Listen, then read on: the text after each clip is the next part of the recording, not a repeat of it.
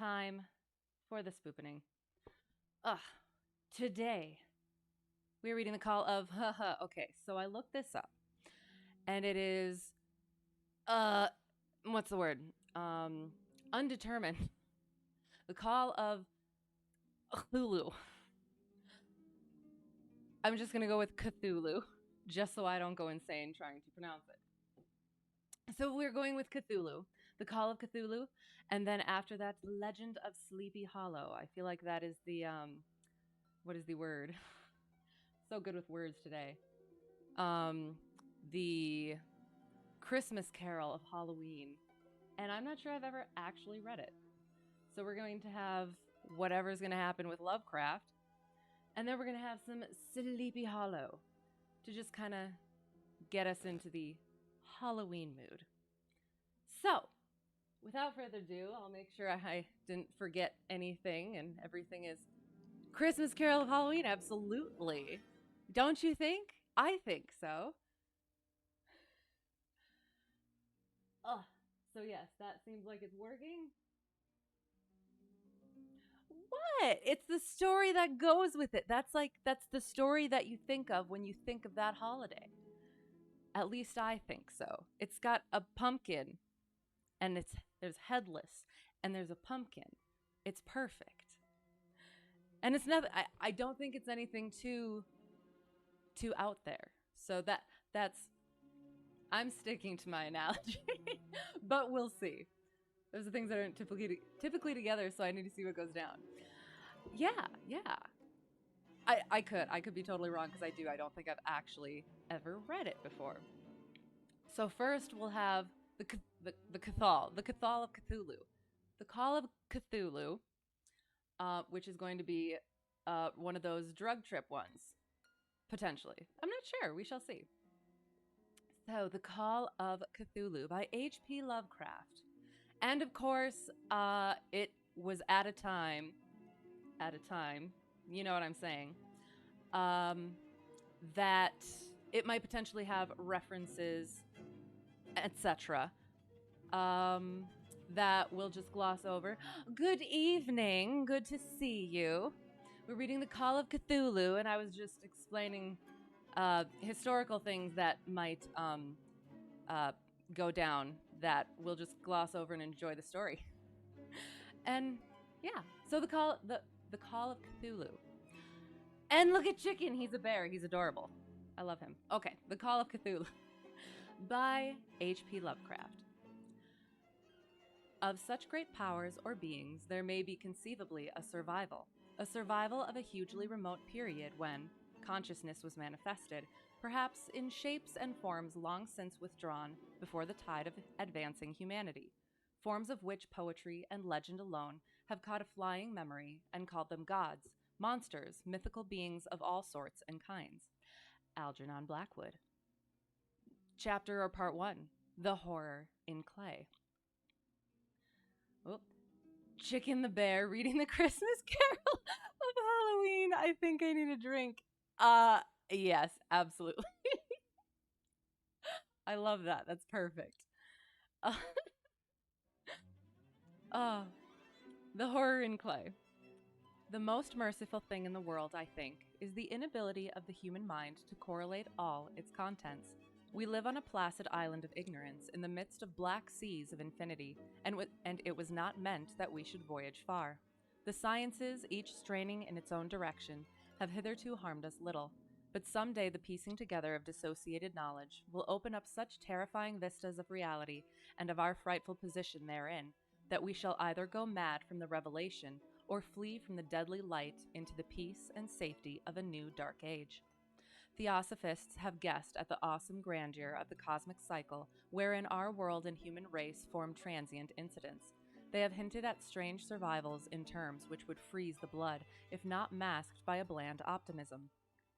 But it is not from them that there came the single glimpse of forbidden eons which chills me when I think of it, and maddens me when I dream of it. That glimpse, like all dread glimpses of truth, flashed out from an accidental piecing together of separated things. In this case, an old newspaper item and the notes of a dead professor.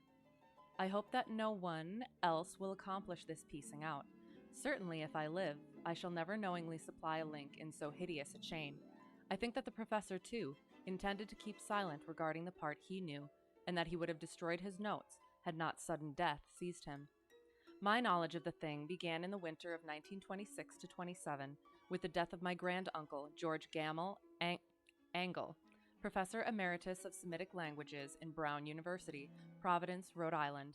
Professor Angle was widely known as an authority on ancient inscriptions and had frequently been resorted to by the heads of prominent museums, so that his passing at the age of 92 may be recalled by many. Locally, interest was intensified by the obscurity of the cause of death. The professor had been stricken whilst returning from the Newport boat, falling suddenly, as witnesses said, after having been jostled by a nautical-looking Negro who had come from one of the queer, dark courts on the precipitous hillside which formed a shortcut from the waterfront to the deceased's home in William Street.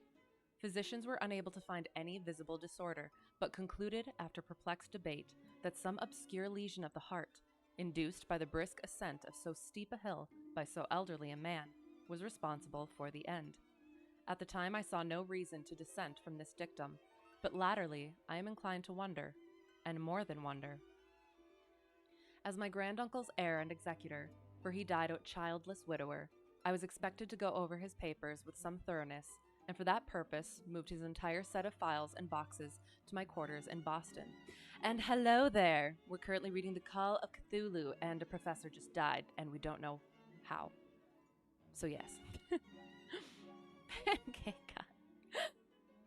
Much of the material which I correlated will be later published by the American Archaeological Society, but there was one box which I found exceedingly puzzling, and which I felt much averse from shewing to other eyes. It had been locked, and I did not find the key till it occurred to me to examine the personal ring which the professor carried always in his pocket. Then indeed I succeeded in opening it, but when I did so, seemed only to be confronted by a greater and more closely locked barrier. For what could be the meaning of the queer clay bas-relief and the disjointed jottings, ramblings, and cuttings which I found?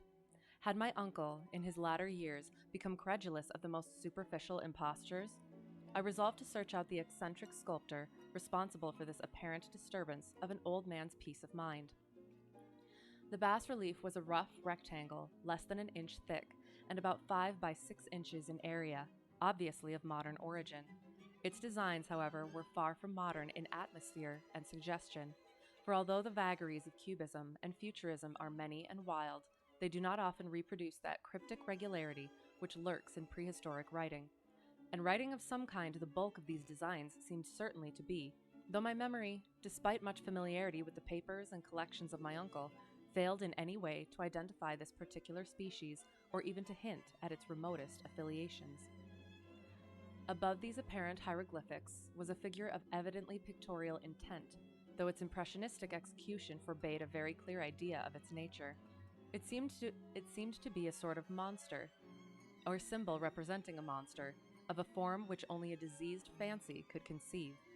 If I say that my somewhat extravagant imagination yielded simultaneous pictures of an octopus, a dragon, and a human caricature, I shall not be unfaithful to the spirit of the thing. A pulpy, tentacled head surmounted a grotesque and scaly body with rudimentary wings, but it was the general outline of the whole which made it most shockingly frightful. Behind the figure was a vague suggestion of a cyclopean architectural background. The writing accompanying this oddity was, aside from a stack of press cuttings, in Professor Angle's most recent hand, and made no pretense to literary style. What seemed to be the main document was headed Cthulhu Cult, in characters painstakingly printed to avoid the erroneous reading of a word so unheard of. The manuscript was divided into 2 sections, the first of which was headed 1925, Dream and Dream Work of H.A. Wilcox, 7 Thomas Street, Providence, Rhode Island, and the second, Narrative of Inspector John R. LaGrasse, number 121, Bienville Street, New Orleans, Louisiana, at 1908 AAS, meeting notes on same, and Professor Webb's account. The other manuscript papers were all brief notes, some of them accounts of the queer dreams of different persons, some of them citations from theosophical books and magazines, notably W. Scott Eliot's Atlantis and the Lost Lemuria, and the rest comments on long-surviving secret societies and hidden cults, with references to passages in such mythological and anthropological sourcebooks as Fraser's Golden Bough and Miss Murray's Witch Cult in Western Europe.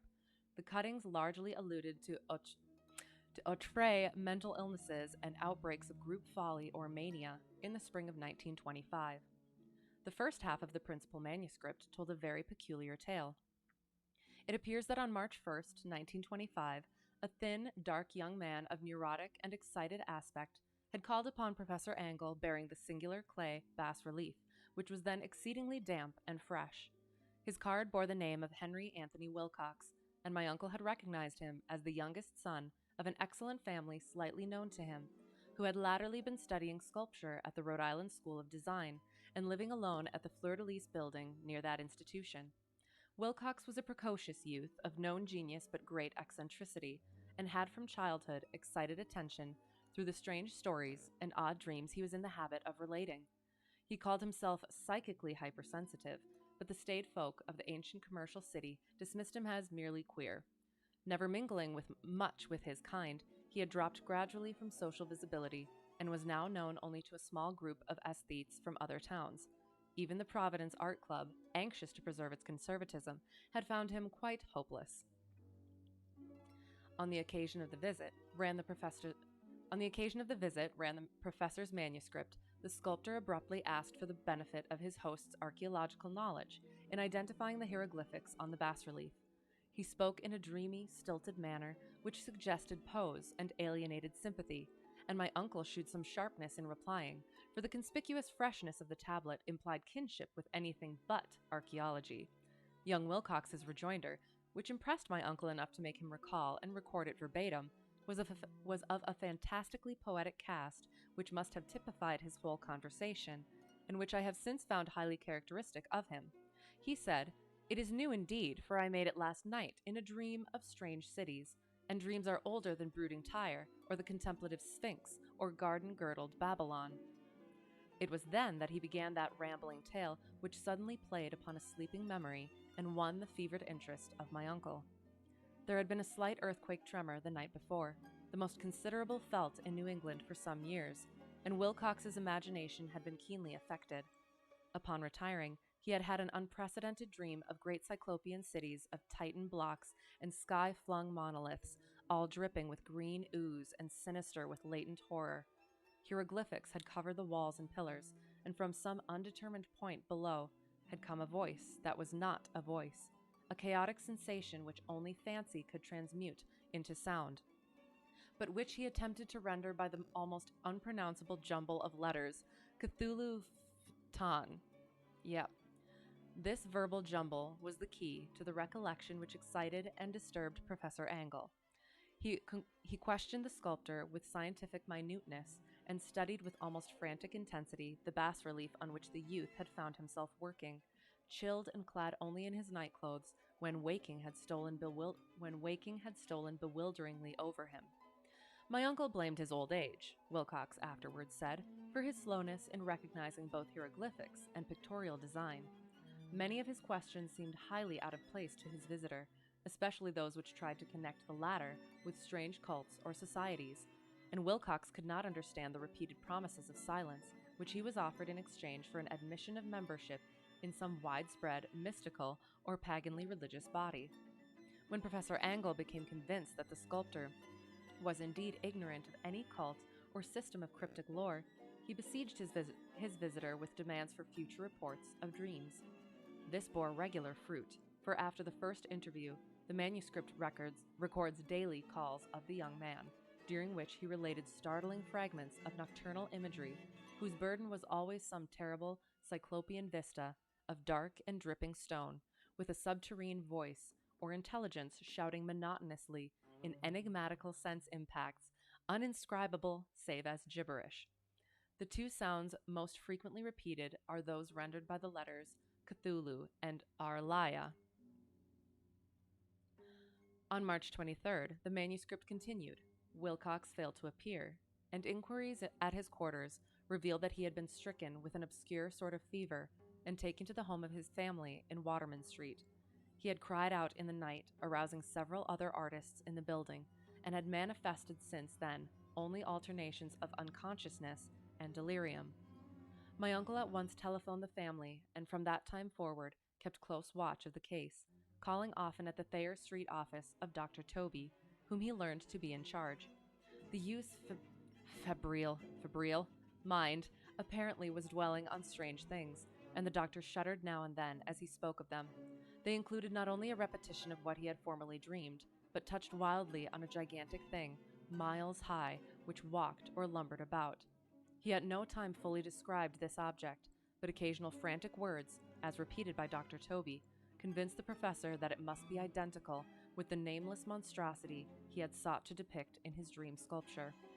Reference to this object, the doctor added, was invariably a prelude to the young man's subsidence into lethargy.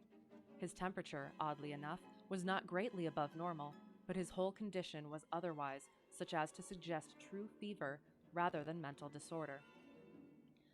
On April 2nd, at about 3 p.m., every trace of Wilcox's malady suddenly ceased. He sat upright in bed, astonished to find himself at home, and completely ignorant of what had happened in dream or reality since the night of March 22nd. Pronounced well by his physician, he returned to his quarters in 3 days, but to Professor Angle he was of no further assistance. All traces of strange dreaming had vanished with his recovery, and my uncle kept no record of his night thoughts after a week of pointless and irrelevant accounts of thoroughly usual visions.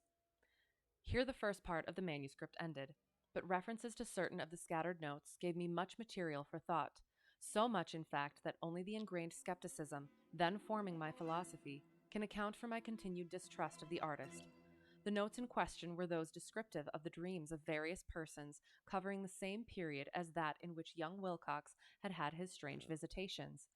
My uncle, it seems, had quickly instituted a prodigiously far-flung body of inquiries amongst nearly all the friends whom he could question without impertinence, asking for nightly reports of their dreams and the dates of any notable visions for some time past.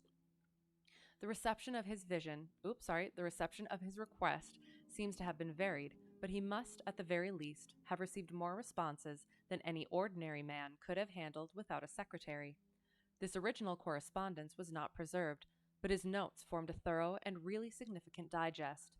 Average people in society and business, New England's traditional salt of the earth, gave an almost completely negative result, though scattered cases of uneasy but formless nocturnal impressions appear here and there, always between March 23rd and April 2nd, the period of young Wilcox's delirium. Scientific men were little more affected, though 4 cases of vague description suggest fugitive glimpses of strange landscapes, and in one case there is mentioned a dread of something abnormal.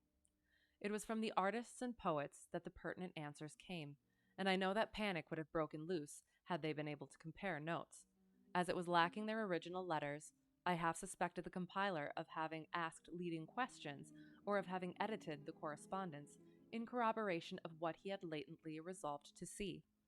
That is why I continue to feel that Wilcox, somehow cognizant of the old data which my uncle had possessed, had been imposing on the veteran scientist. These responses from aesthetes told a disturbing tale. From February 28th to April 2nd, a large proportion of them had dreamed very bizarre things, the intensity of the dreams being immeasurably the stronger during the period of the sculptor's delirium. Over a fourth of those who reported anything reported scenes and half-sounds not unlike those which Wilcox had described, and some of the dreamers confessed acute fear of the gigantic, nameless thing visible toward the last. One case, which the note describes with emphasis, was very sad. The subject, a widely known architect with leanings toward theosophy and occultism, went violently insane on the date of young Wilcox's seizure, and expired several months later, after incessant screamings, to be saved from some escaped denizen of hell. Had my uncle referred to these cases by name instead of merely by number, I should have attempted some corroboration and personal investigation, but as it was, I succeeded in tracing down only a few. All of these, however, bore out the notes in full. I have often wondered if all the objects of the professor's questioning felt as puzzled as did this fraction. It is well that no explanation shall ever reach them. The press cuttings, as I have intimated, touched on cases of panic, mania, and eccentricity during the given period, Professor Angle must have employed a cutting bureau, for the number of extracts was tremendous and the sources scattered throughout the globe. Here was a nocturnal suicide in London, where a lone sleeper had leaped from a window after a shocking cry. Here likewise a rambling letter to the editor of a paper in South America, where a fanatic deduces a dire future from visions he has seen. A dispatch from California describes a theosophist colony as donning white robes en masse for some glorious fulfillment, which never arrives, whilst items from India speak guardedly of serious native unrest toward the end of March. Voodoo orgies multiply in Haiti, and African outposts report ominous mutterings. American officers in the Philippines find certain tribes bothersome about this time, and New York policemen are mobbed by hysterical Levantines on the night of March 22nd to 23rd. The west of Ireland, too, is full of wild rumor and legendry, and a fantastic painter named Ardois Benoit hangs a blasphemous dream landscape in the Paris Spring Salon of 1926. And so numerous are the recorded troubles in insane asylums that only a miracle can have stopped the medical fraternity from noting strange parallelisms and drawing mystified conclusions. A weird bunch of cuttings, all told, and I can at this date scarcely envisage the callous rationalism with which I set them aside. But I was then convinced that young Wilcox had known of the older matters mentioned by the professor. End of the first part. Interesting. All right.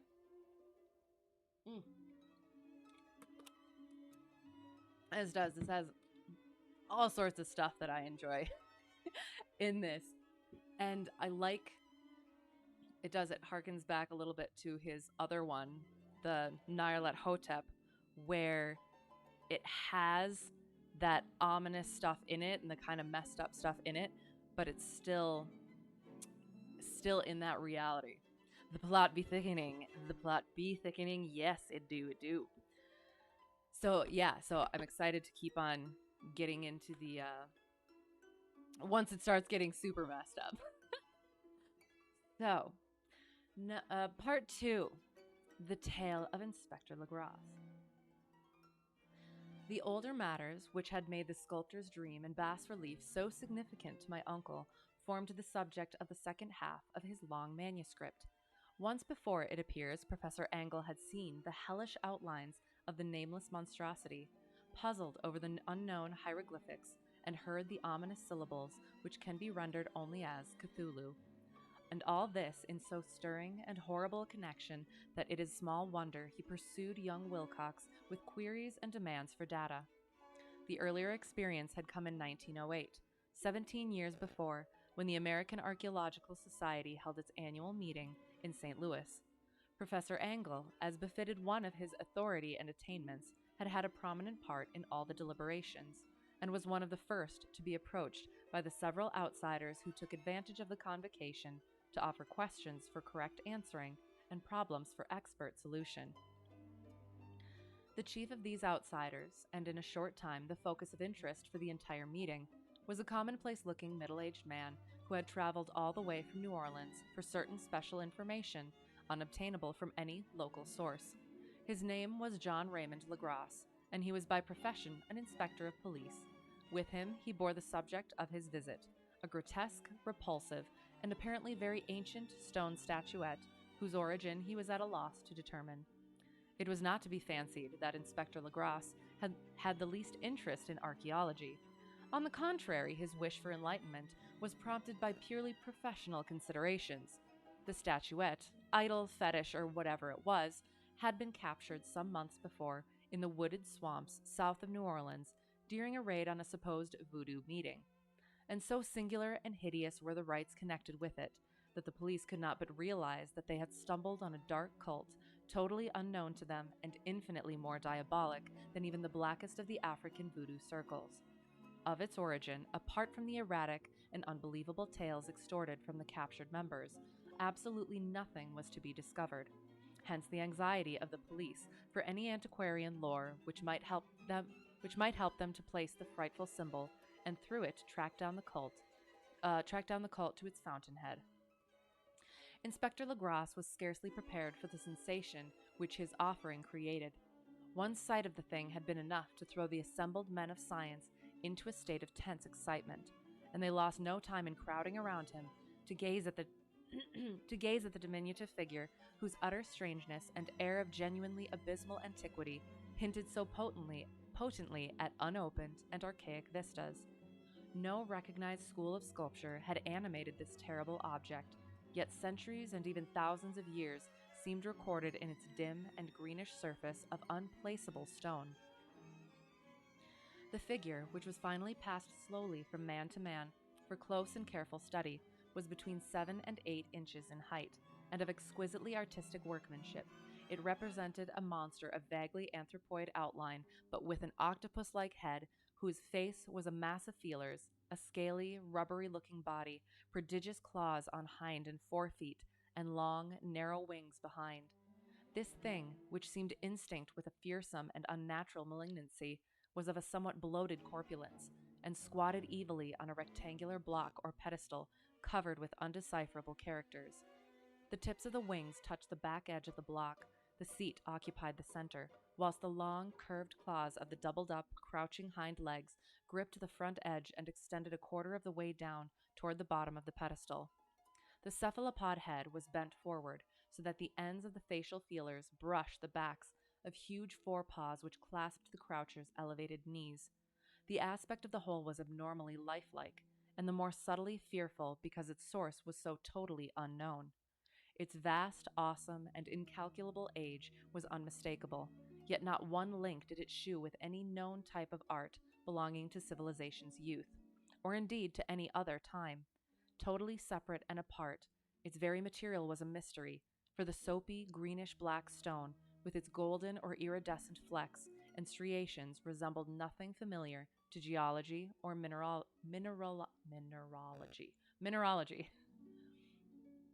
The characters along the base were equally baffling, and no member present, despite a representation of half the world's expert learning in this field, could form the least notion of even their remotest linguistic kinship.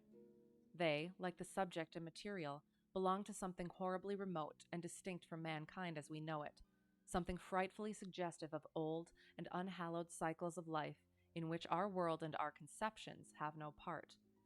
And yet, as the members severally shook their heads and confessed defeat at the inspector's problem, there was one man in that gathering who suspected a touch of bizarre familiarity in the monstrous shape and writing, and who presently told with some diffidence of the odd trifle he knew.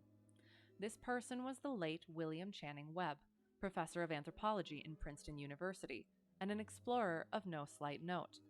Professor Webb had been engaged, 48 years before, in a tour of Greenland and Iceland in search of some runic inscriptions which he failed to unearth, and whilst high up on the West Greenland coast had encountered a singular tribe or cult of degenerate Eskimo whose religion, a curious form of devil worship, chilled him with its deliberate bloodthirstiness and repulsiveness.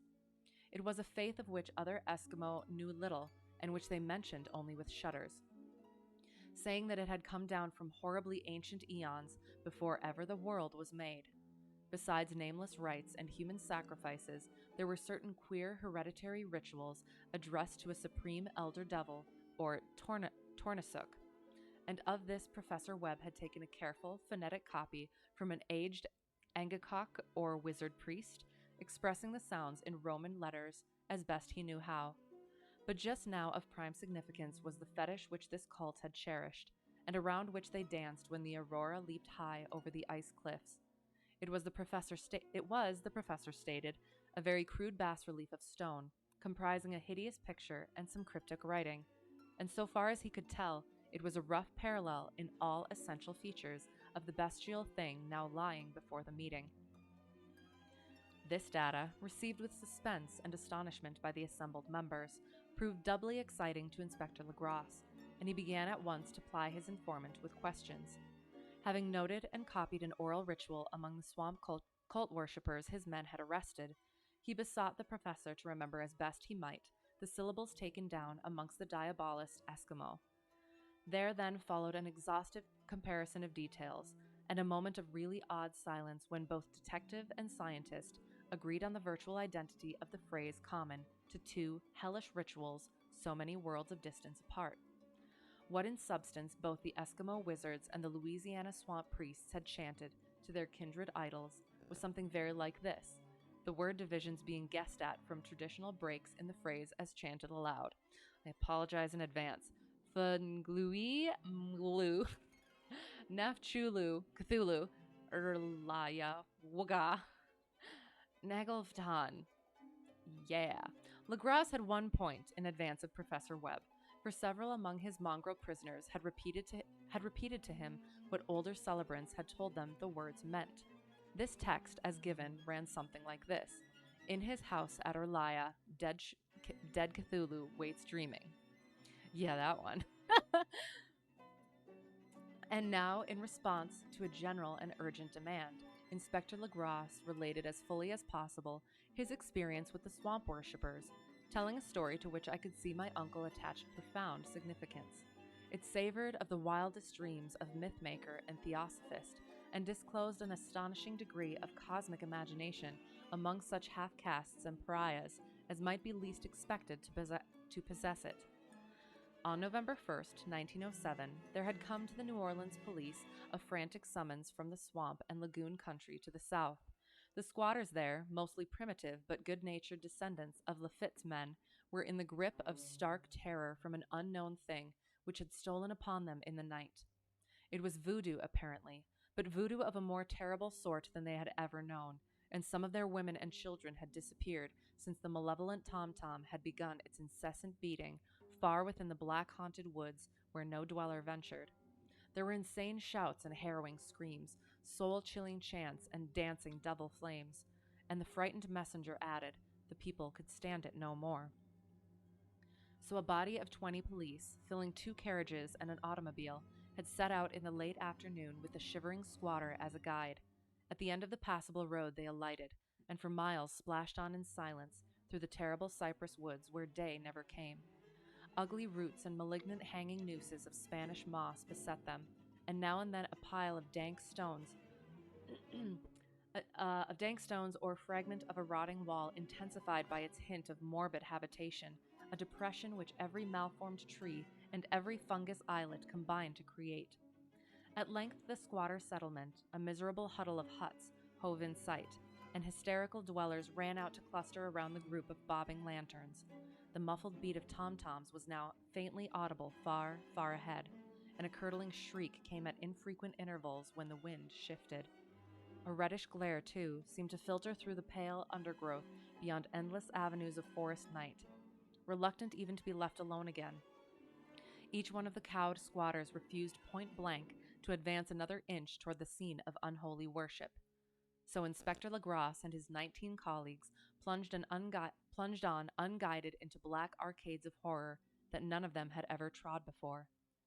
The region now entered by the police was one of traditionally evil repute, substantially unknown and untraversed by white men.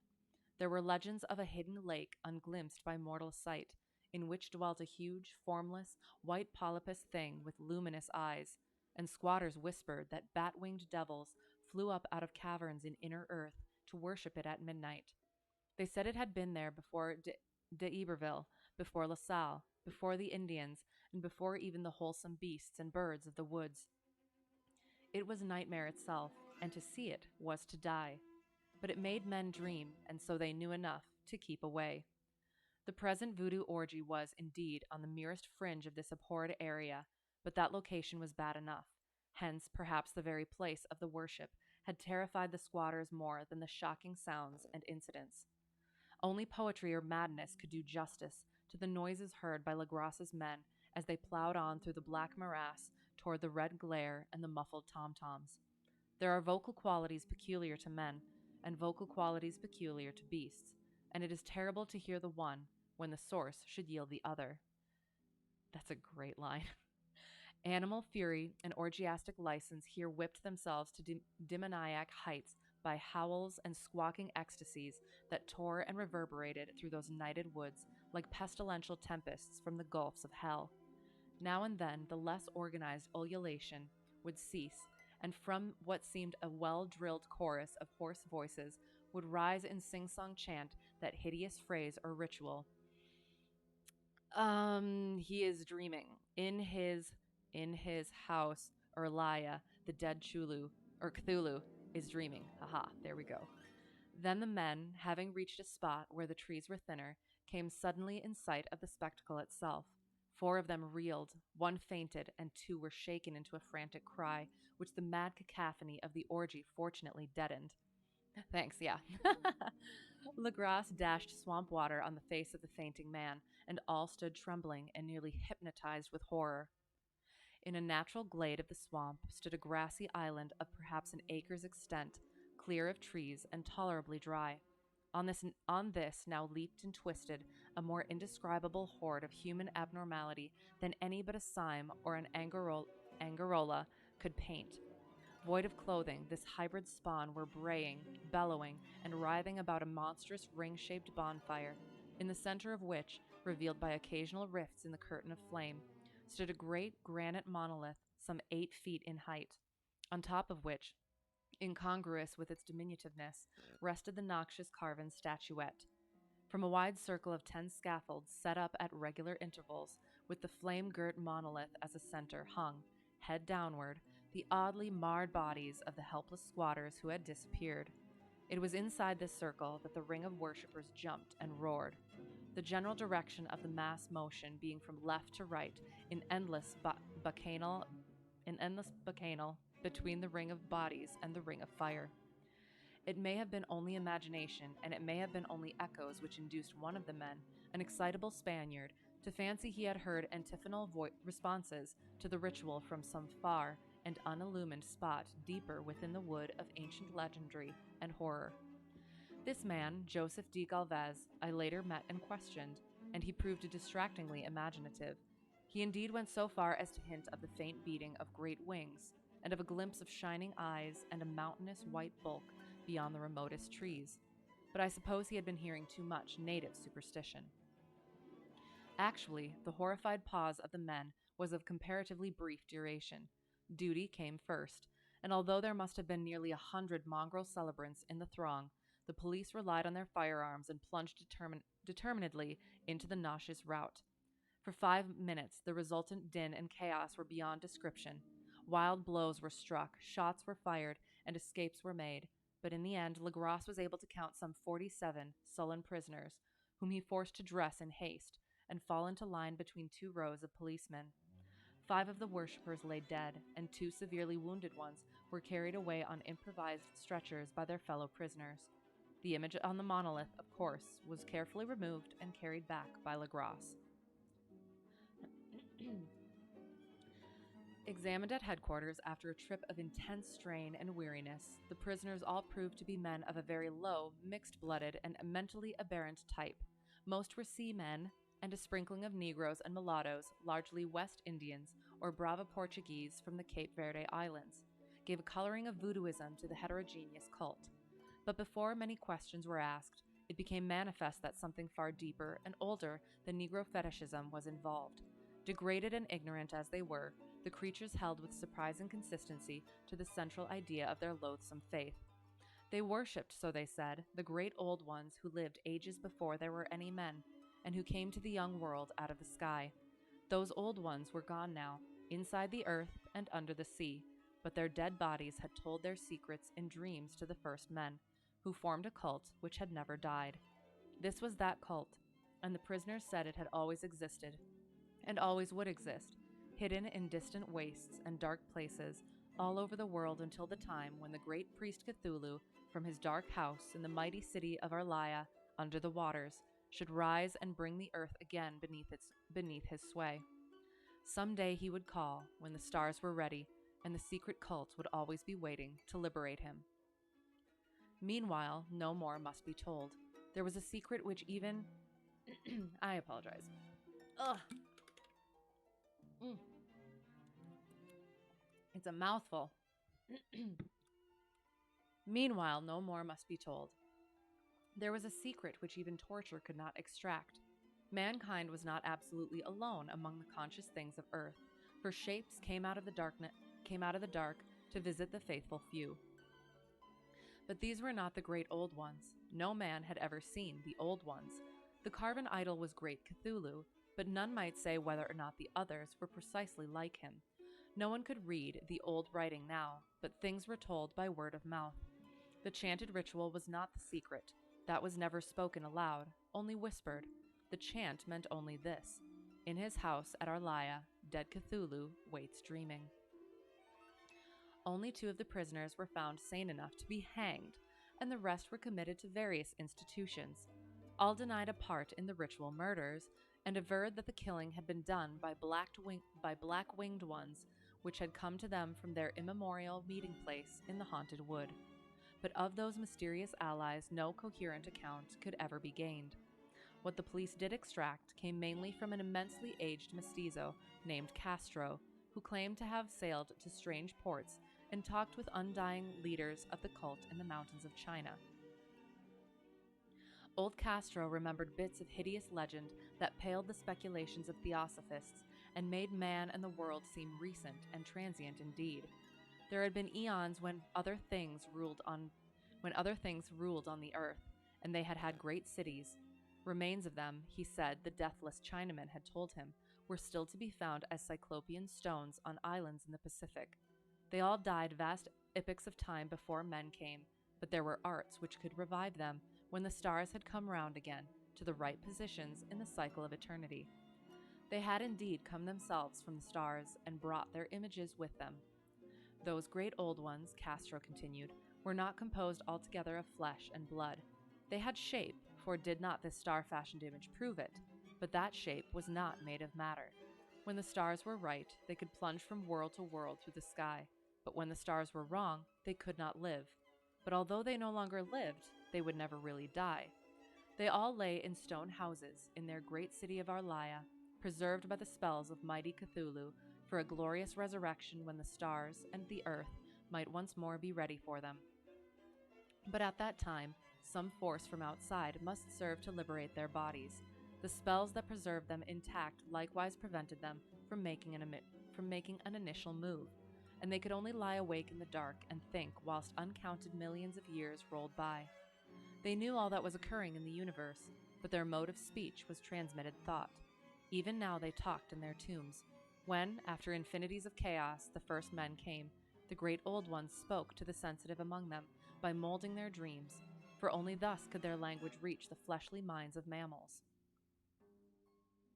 Then, whispered Castro, those first men formed the cult around small idols, which the great ones shewed them, idols brought in dim eras from dark stars. That cult would never die till the stars came right again, and the secret priests would take great Cthulhu from his tomb to revive his subjects and resume his rule of earth. The time would be easy to know, for then mankind would have become as the great old ones, free and wild and beyond good and evil, with laws and morals thrown aside, and all men shouting and killing and reveling in joy. Then the liberated old ones would teach them new ways to shout and kill and revel and enjoy themselves, and all the earth would flame with a holocaust of ecstasy and freedom.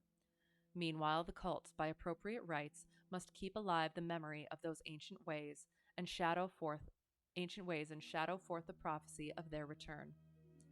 In the elder time, chosen men had talked with the entombed old ones in dreams, but then something had happened. The great stone city Arlaya, with its monoliths and sepulchres, had sunk beneath the waves, and the deep waters, full of the one primal mystery through which not even thought can pass, had cut off the spectral intercourse. But memory never died, and high priests said that the city would rise again when the stars were right. Then came out of the earth the black spirits of earth, moldy and shadowy, and full of dim rumors picked up in caverns beneath forgotten sea bottoms. But of them old Castro dared not speak much. He cut himself off hurriedly, and no amount of persuasion or subtlety could elicit more in this direction. The size of the old ones, too, he curiously declined to mention.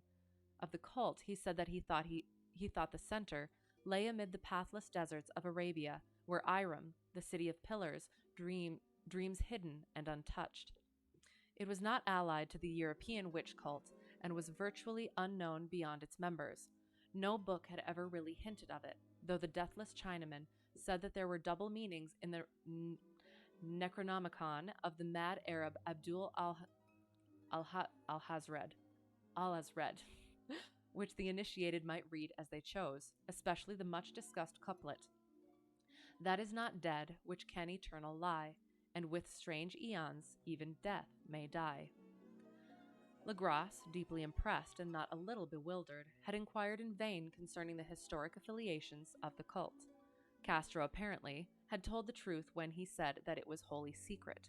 The authorities at Tulane University could shed no light upon either cult or image, and now the detective had come to the highest authorities in the country and met with no more than the Greenland tale of Professor Webb.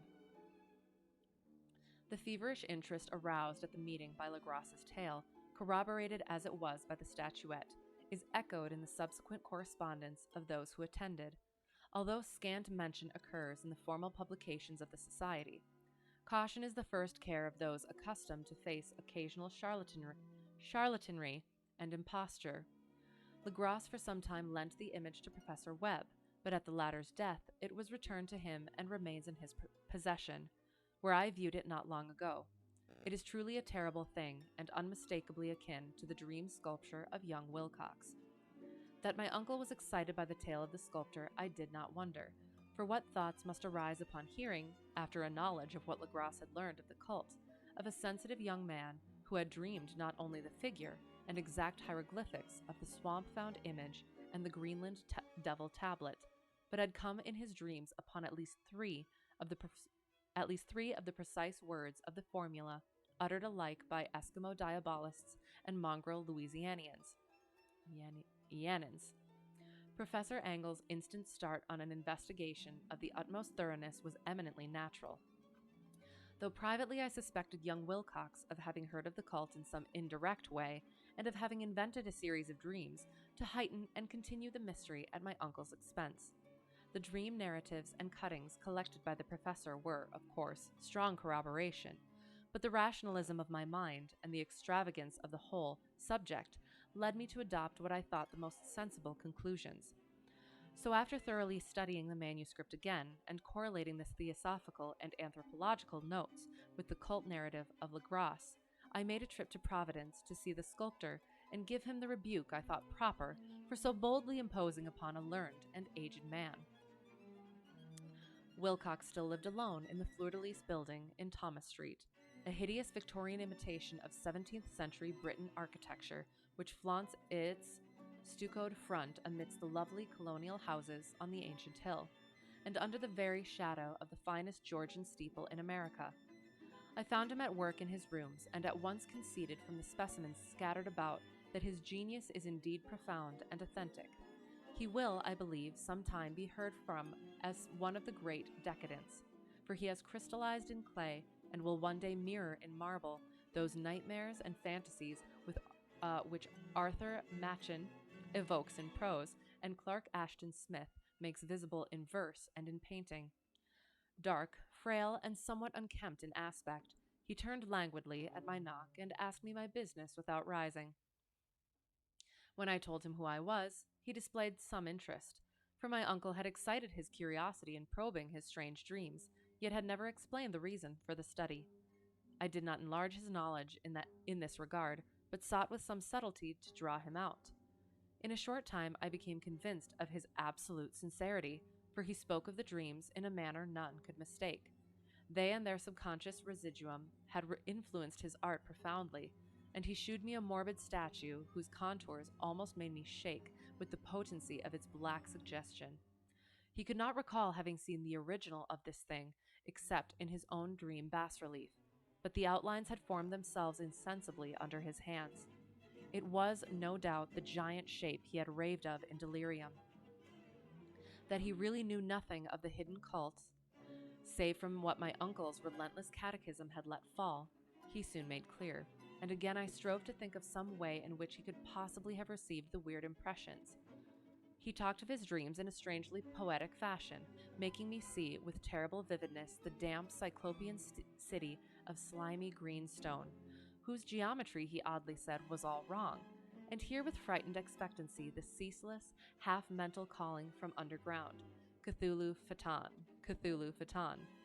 These words had formed part of that dread ritual which told of dead Cthulhu's dream vigil in his stone vault at Erlaya, and I felt deeply moved despite my rational beliefs. Wilcox, I was sure, had heard of the cult in some casual way, and had soon forgotten it amidst the mass of his equally weird reading and imagining. Later, by virtue of its sheer impressiveness, it had found subconscious expression in dreams, in the bas relief, and in the terrible statue I now beheld, so that his imposture upon my uncle had been a very innocent one. The youth was of a type, at once slightly affected and slightly ill-mannered, which I could never like, but I was willing enough now to admit both his genius and his honesty. I took leave of him amicably, and wish him all the success his talent promises. The matter of the cult still remained to fascinate me, and at times I had visions of personal fame from researches into its origin and connections. I visited New Orleans, talked with Legras and others of that old-time raiding party, saw the frightful image, and even questioned such of the mongrel prisoners as still survived. Old Castro, unfortunately, had been dead for some years. What I now heard so graphically at first hand, though it was really no more than a detailed confirmation of what my uncle had written, excited me afresh, for I felt sure that I was on the track of a very real, very secret, and very ancient religion whose discovery would make me an anthropologist of note. My attitude was still one of absolute materialism, as I wish it still were, and I discounted with almost inexplicable perversity the coincidence of the dream notes and odd cuttings collected by Professor Angle. One thing I began to suspect, and which I now fear I know, is that my uncle's death was far from natural. He fell on a narrow hill street leading up from an ancient waterfront, swarming with foreign mongrels after a careless push from a Negro sailor. I did not forget the mixed blood and marine pursuits of the cult members in Louisiana, and would not be surprised to learn of secret methods and poisoned needles as ruthless and as anciently known as the cryptic rites and beliefs. Legras and his men, it is true, have been let alone, but in Norway a certain seaman who saw things is dead. Might not the deeper inquiries of my uncle after encountering the sculptor's data have come to sinister ears? I think Professor Angle died because he knew too much, or because he was likely to learn too much. Whether I shall go as he did remains to be seen, for I have learned much now. End of part 2. Ooh. Okay.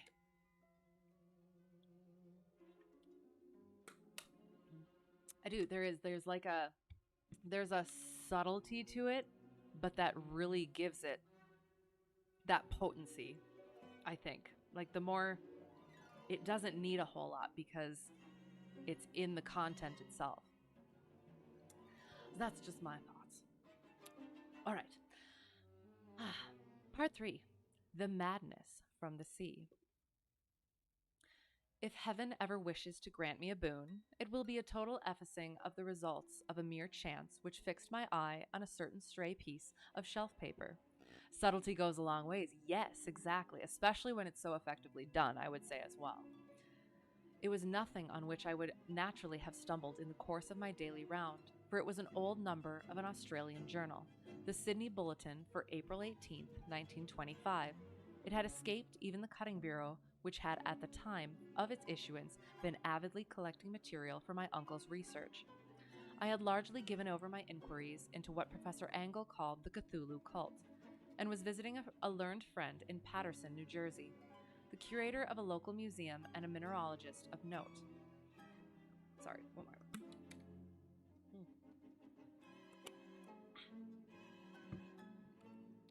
Local museum, mineralogist of note.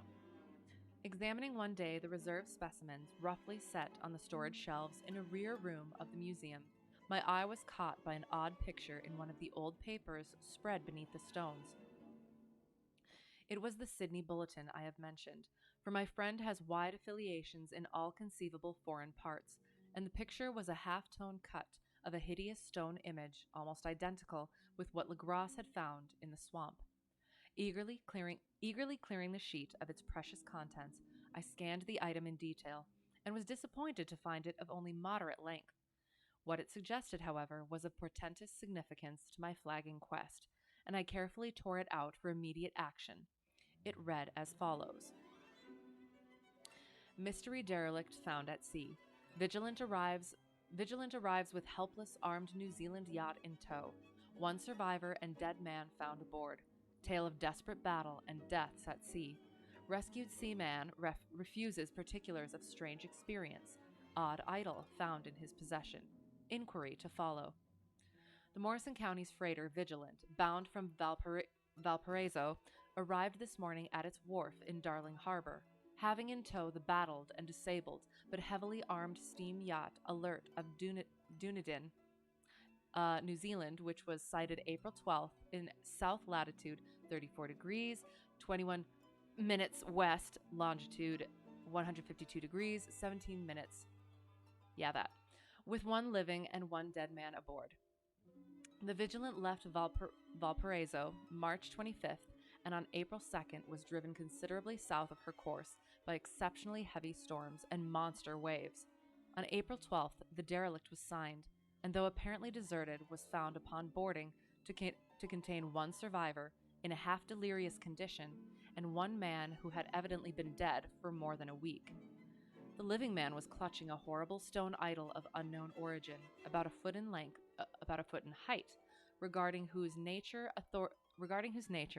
authorities at Sydney University, the Royal Society, and the museum in College Street all profess complete bafflement, and which the survivor says he found in the cabin of the yacht, in a small carved shrine of common pattern. This man, after recovering his senses, told an exceedingly strange story of piracy and slaughter. Valparaiso is South American, isn't it? I'm not sure. Could be, absolutely.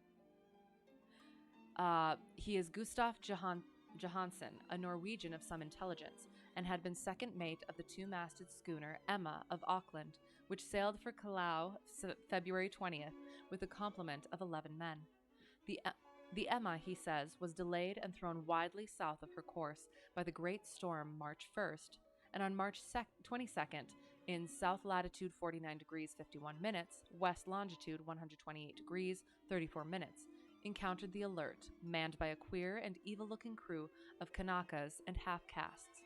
Being ordered peremptorily to turn back, Captain Collins refused, whereupon the strange crew began to fire savagely and without warning upon the schooner, with a peculiarly heavy battery of brass cannon forming part of the yacht's equipment.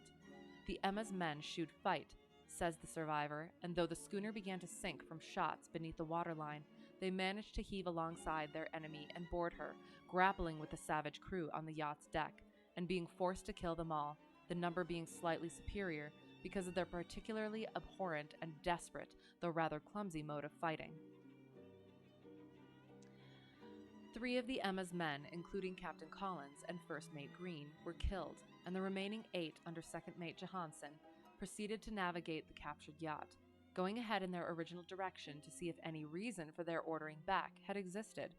The next day, it appears, they raised and landed on a small island, although none is known to exist in that part of the ocean, and 6 of the men somehow died ashore, though Johansen is queerly reticent about this part of his story, and speaks only of their falling into a rock chasm.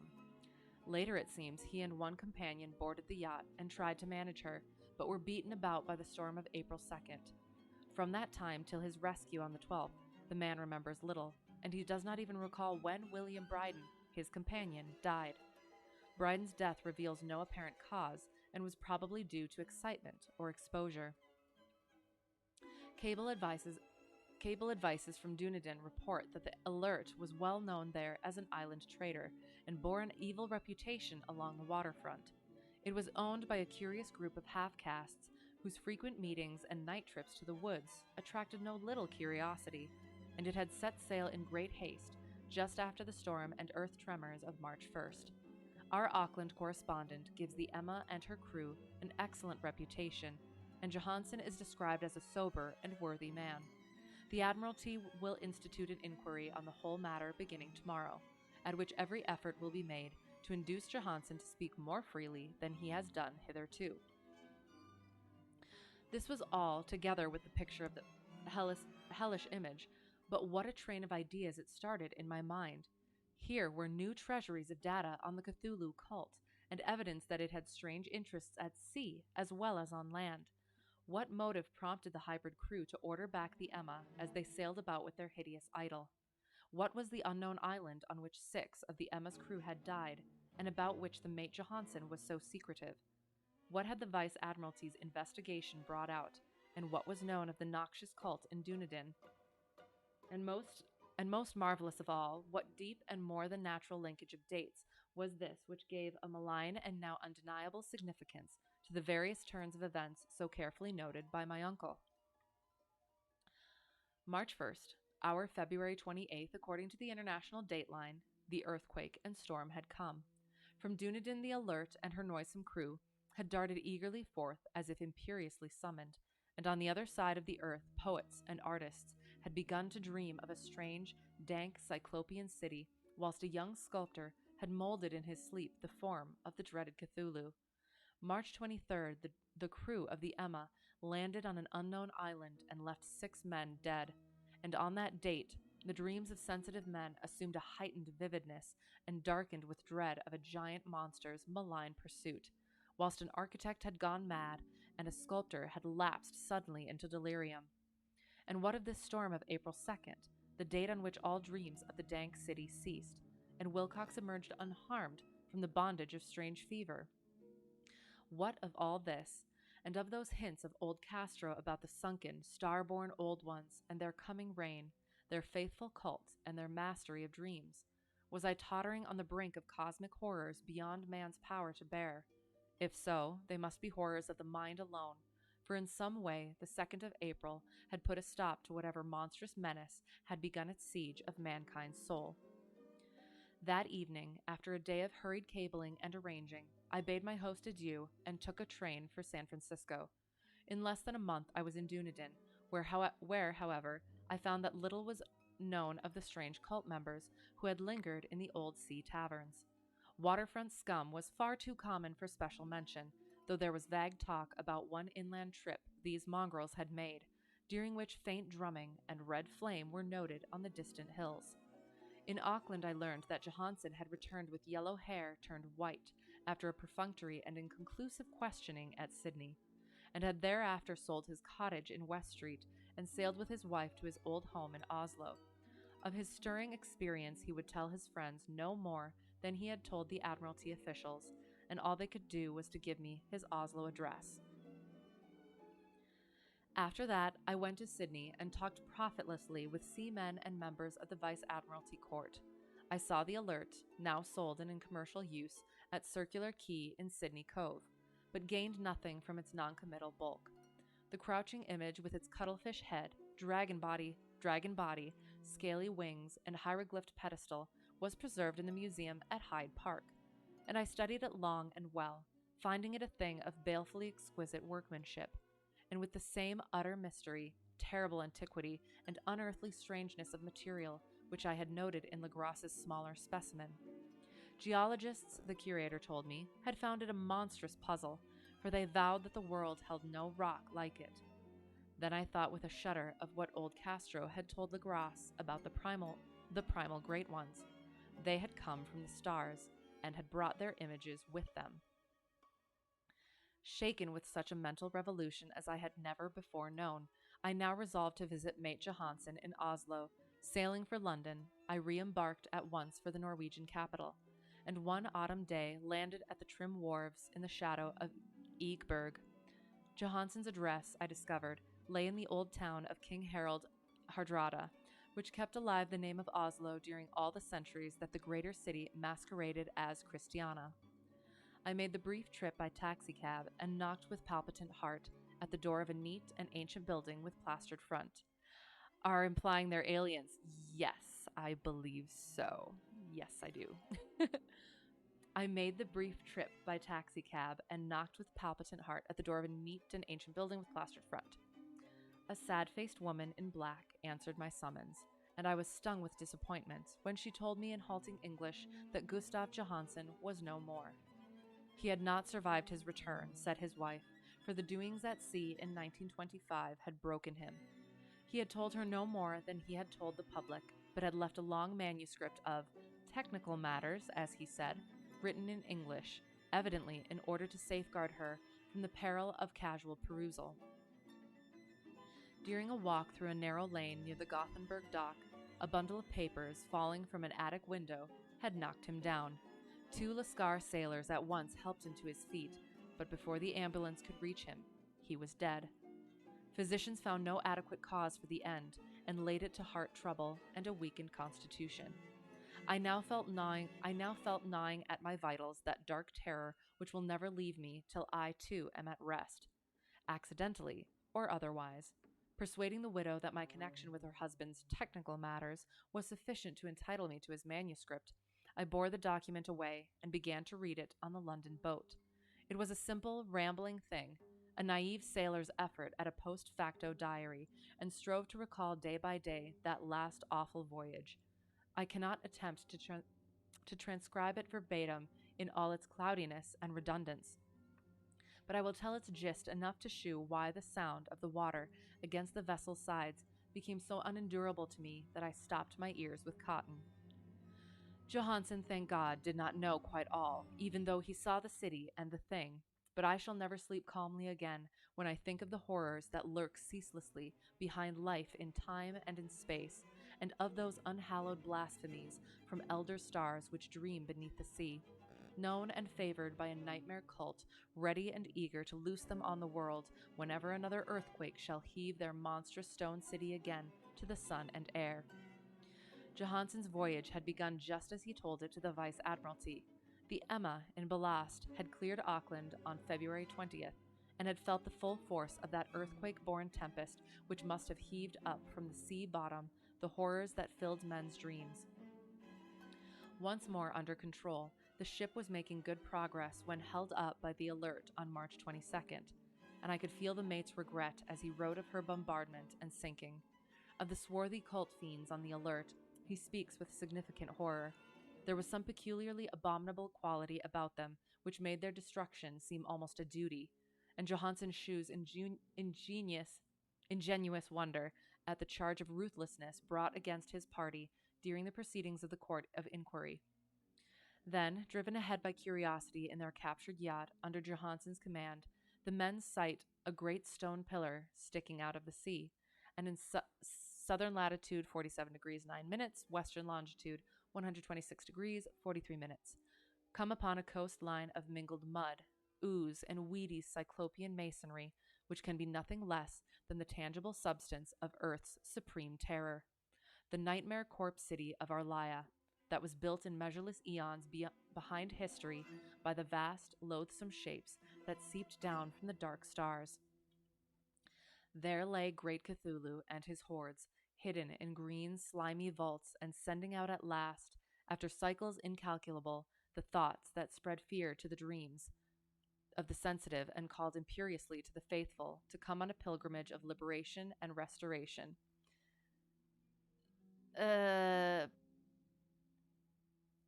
Sure. All this Johansen did not suspect, but God knows he soon saw enough. I suppose that only a single mountaintop, the hideous monolith-crowned citadel whereon great Cthulhu was buried, actually emerged from the waters. When I think of the extent of all that may be brooding down there, I almost wish to kill myself forthwith. Johansen and his men were awed by the cosmic majesty of this dripping Babylon of elder demons, and must have guessed without guidance that it was nothing of this or of any sane planet.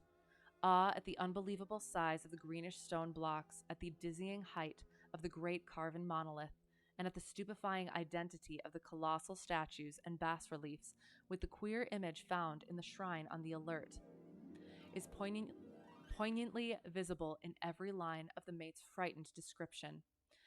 Without knowing what futurism is like, Johansen achieved something very close to it when he spoke of the city, for instead of describing any definite structure or building, he dwells only on broad impressions of vast angles and stone surfaces too great to belong to anything right or proper for this earth, and impious with horrible images and hieroglyphs. I mention his talk about angles because it suggests something Wilcox had told me of his awful dreams. He had said that the geometry of the dream place he saw was abnormal, non-Euclidean, and loathsomely redolent of spheres and dimensions apart from ours. Now an unlettered seaman felt the same thing whilst gazing at the terrible reality. Johansen and his men landed at a sloping mud bank on this monstrous acropolis and clambered slipperily, that's a great word, slipperily, up over Titan oozy blocks which could have been no mortal staircase. The very sun of heaven seemed distorted when viewed through the polarizing miasma welling out from this sea-soaked perversion, and twisted menace and suspense lurked leeringly in those crazily elusive angles of carven rock, where a second glance shewed concavity after the first shewed convexity. Something very like fright had come over all the explorers before anything more definite than rock and ooze and weed was seen. Each would have fled had he not feared the scorn of the others, and it was only half-heartedly that they searched, vainly as it proved, for some portable souvenir to bear away. It was Rodriguez, the Portuguese, who climbed up the foot of the monolith and shouted of what he had found. The rest followed him and looked curiously at the immense carved door with the now familiar squid dragon bas-relief. It was, Johansen said, like a great barn door, and they all felt that it was a door because of the ornate lintel, threshold, and jambs around it, though they could not decide whether it lay flat like a trapdoor or slantwise like an outside cellar door. As Wilcox would have said, the geometry of the place was all wrong. One could not be sure that the sea and the ground were horizontal, hence the relative position of everything else seemed phantasmally variable. Bryden pushed at the stone in several places without result. Then Donovan felt over it delicately around the edge, pressing each point separately as he went. He climbed interminably along the grotesque stone molding. That is, one would call it climbing if the thing was not, after all, horizontal. And the men wondered how any door in the universe could be so vast. Then, very softly and slowly, the acre-great panel began to give inward at the top, and they saw that it was balanced. Donovan slid or somehow propelled himself down or along the jamb and rejoined his fellows, and everyone watched the queer recession of the monstrously carven portal. In this fantasy of prismatic distortion, it moved anomalously in a diagonal way, so that all the rules of matter and perspective seemed upset. The aperture was black with a darkness almost material. That tenebrousness was indeed a positive quality, for it obscured such parts of the inner walls as ought to have been revealed, and actually burst forth like smoke from its eon-long imprisonment, visibly darkening the sun as it slunk away into the shrunken and gibbous sky on flapping, membranous wings. The odor arising from the newly opened depths was intolerable, and at length the quick-eared Hawkins thought he heard a nasty, slopping sound down there. Everyone listened, and everyone was listening still, when it lumbered slobberingly into sight and gropingly squeezed its gelatinous green immensity through the black doorway into the tainted outside air of that poisoned city of madness. Poor Johansen's handwriting almost gave out when he wrote of this. Of the 6 men who never reached the ship, he thinks 2 perished of pure fright in that accursed instant. The thing cannot be described. There is no language for such abysms of shrieking and immemorial lunacy, such eldritch contradictions of all matter, force, and cosmic order. A mountain walked or stumbled. God, what wonder that across the earth a great architect went mad, and poor Wilcox raved with fever in that telepathic instant. The thing of the idols, the green, sticky spawn of the stars, had awaked to claim his own. The stars were right again, and what an age-old cult had failed to do by design, a band of innocent sailors had done by accident. After vigintillions of years, great Cthulhu was loose again, and ravening for delight. 3 men were swept up by the flabby claws before anybody turned. God rest them if there be any rest in the universe. They were Donovan, Guerrera, and Angstrom. Parker slipped as the other 3 were plunging frenziedly over endless vistas of green-crusted rock to the boat, and Johansen swears he was swallowed up by an angle of masonry which shouldn't have been there, an angle which was acute but behaved as if it were obtuse. So only Bryden and Johansen reached the boat and pulled desperately for the Alert as the mountainous monstrosity flopped down the slimy stones and hesitated floundering at the edge of the water. Steam had not been suffered to go down entirely, despite the departure of all hands for the shore, and it was the work of only a few moments of feverish rushing up and down between wheel and engines to get the Alert under way. slowly, amidst the distorted horrors of that indescribable scene, she began to churn the lethal waters, whilst on the masonry of that carnal charnel shore that was not of earth, the Titan thing from the stars slavered and gibbered like Polypheme, cursing the fleeing ship of Odysseus. Then, bolder than the storied Cyclops, great Cthulhu slid greasily into the water and began to pursue with vast, wave-raising strokes of cosmic potency. Bryden looked back and went mad, laughing shrilly as he kept on laughing at intervals till death found him one night in the cabin whilst Johansen was wandering deliriously. But Johansen had not given out yet. Knowing that the thing could surely overtake the Alert until steam was fully up, he resolved on a desperate chance, and, setting the engine for full speed, ran lightning-like on deck and reversed the wheel. There was a mighty eddying and foaming in the noisome brine, and as the steam mounted higher and higher, the brave Norwegian drove his vessel head-on against the pursuing jelly, which rose above the unclean froth like the stern of a demon galleon. The awful squid head with writhing feelers came nearly up to the bowsprit of the sturdy yacht, but Johansen drove on relentlessly. There was a bursting as of an exploding bladder, a slushy nastiness as of a cloven sunfish, a stench as of 1,000 opened graves, and a sound that the chronicler would not put on paper. For an instant the ship was befouled by an acrid and blinding green cloud, and then there was only a venomous seething astern, where, God in heaven, the scattered plasticity of that nameless sky spawn was nebulously recombining in its hateful, original form, whilst its distance widened every second as the Alert gained impetus from its mounting steam. That was all. After that, Johansen only brooded over the idol in the cabin, and attended to a few matters of food for himself and the laughing maniac by his side. He did not try to navigate after the first bold flight, for the reaction had taken something out of his soul. Then came the storm of April 2nd, and a gathering of the clouds about his consciousness. There is a sense of spectral whirling through liquid gulfs of infinity, of dizzying rides through reeling universes on a comet's tail, and of hysterical plunges from the pit to the moon and from the moon back again to the pit, all livened by a cachinnating chorus of the distorted, hilarious elder gods and the green, bat-winged, mocking imps of Tartarus. Out of that dream came rescue. The Vigilant, the Vice-Admiralty Court, the streets of Dunedin, and the long voyage back home to the old house by the Egeberg.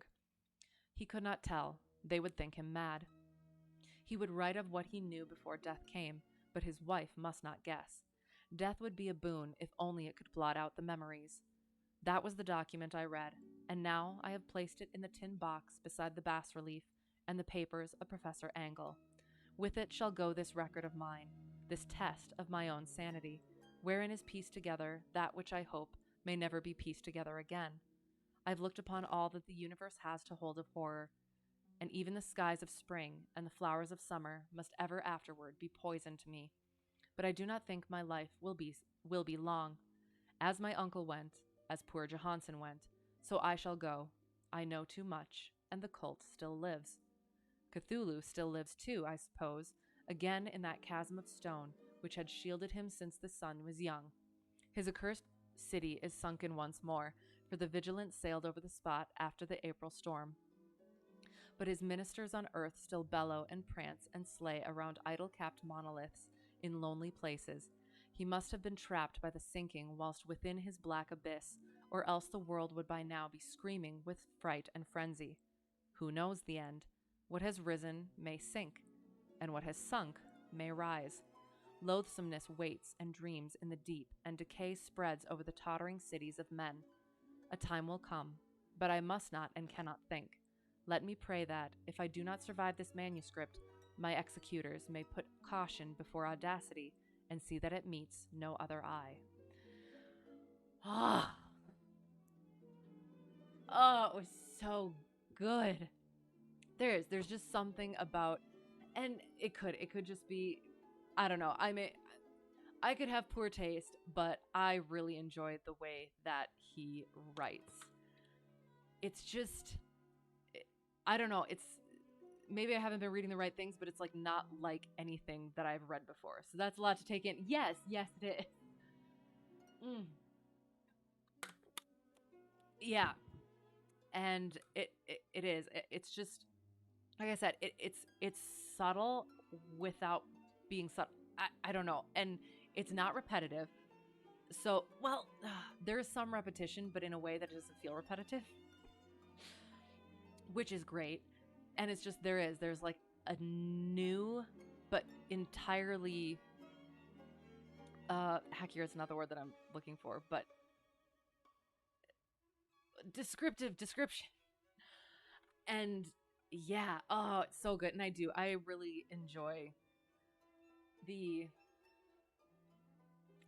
the cosmic stuff, the supernatural stuff, the cosmic stuff, all the stuff that you don't really know. Like, as much as we can try to explain all sorts of things away, there are things like we've talked about this, that there are things we can't explain. And how we experience things, even on a small scale, is different across the world, across for all sorts of different reasons. So, and then again, going into potential, not just in this three-dimensional reality, not just creatures coming down from the stars, like they could be coming down from the stars, but also dimensionally transcendent, which it also seems like it is. Like how it focused on rumors, yes, followed by the cult, and only revealing the source of it all at the end, instead of just throwing it all at you. Yes, I didn't even think about that. Oh, that's excellent. Yes. Yeah, and it wasn't, at least I didn't feel like it was draggy at all. Like it again, from the beginning, like that Nyarlathotep, from the beginning, it had that ominousness to it that it grips you right away, and then it just keeps on piling it, and so effectively. Even the big reveal at the end wasn't a first-hand account; it was secondhand. True. Oh, that is true too. Yeah. Oh, so good.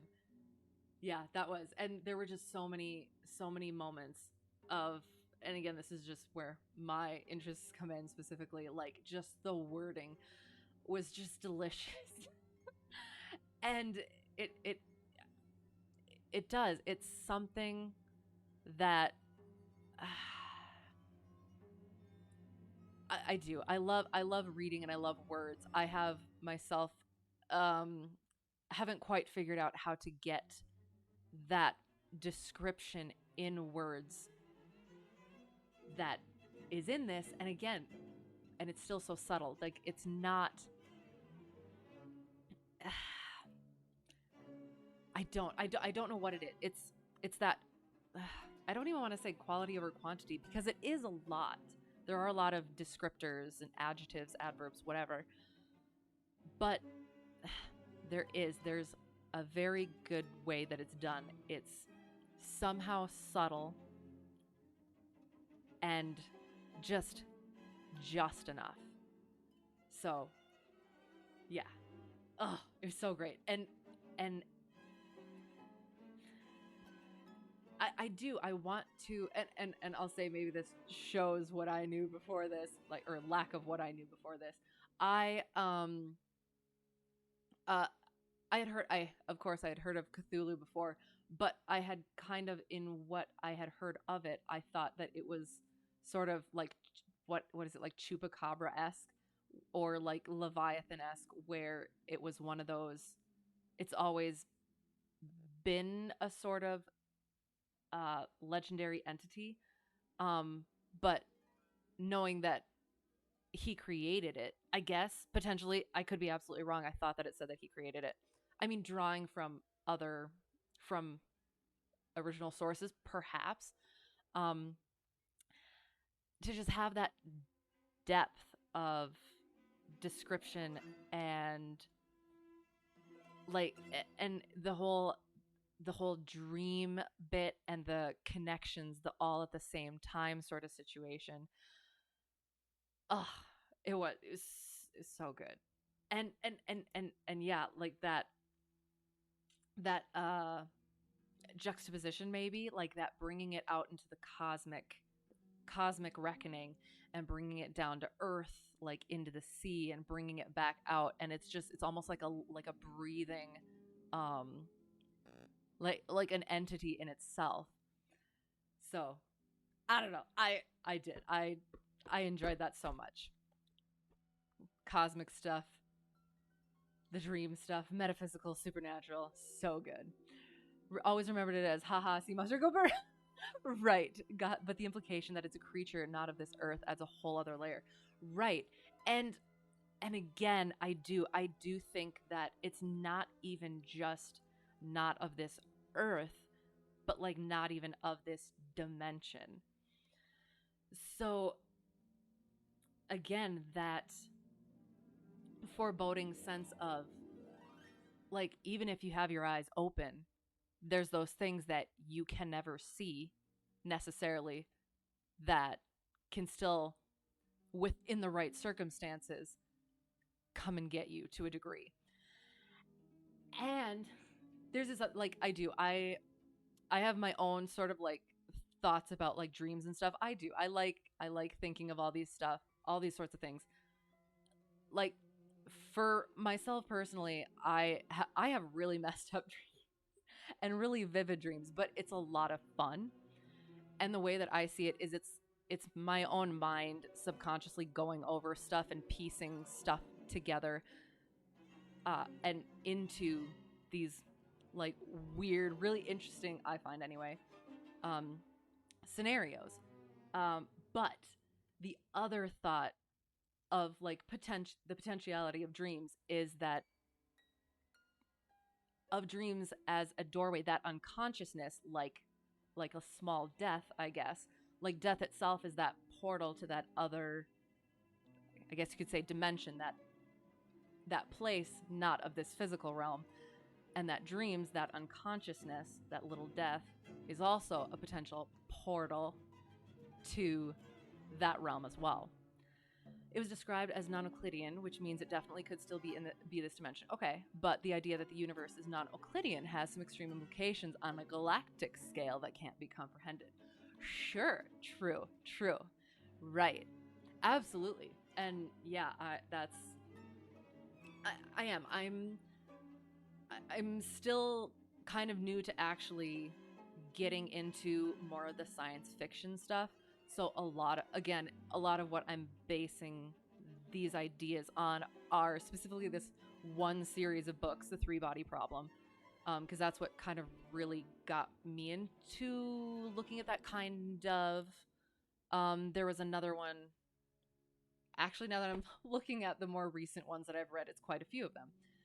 But it's those, it's it's what, because even the things that we see and understand, we could be understanding incorrectly, or we could just have one angle on it, that if you turn it around in a sense, to a different in a different direction, there's far more to it.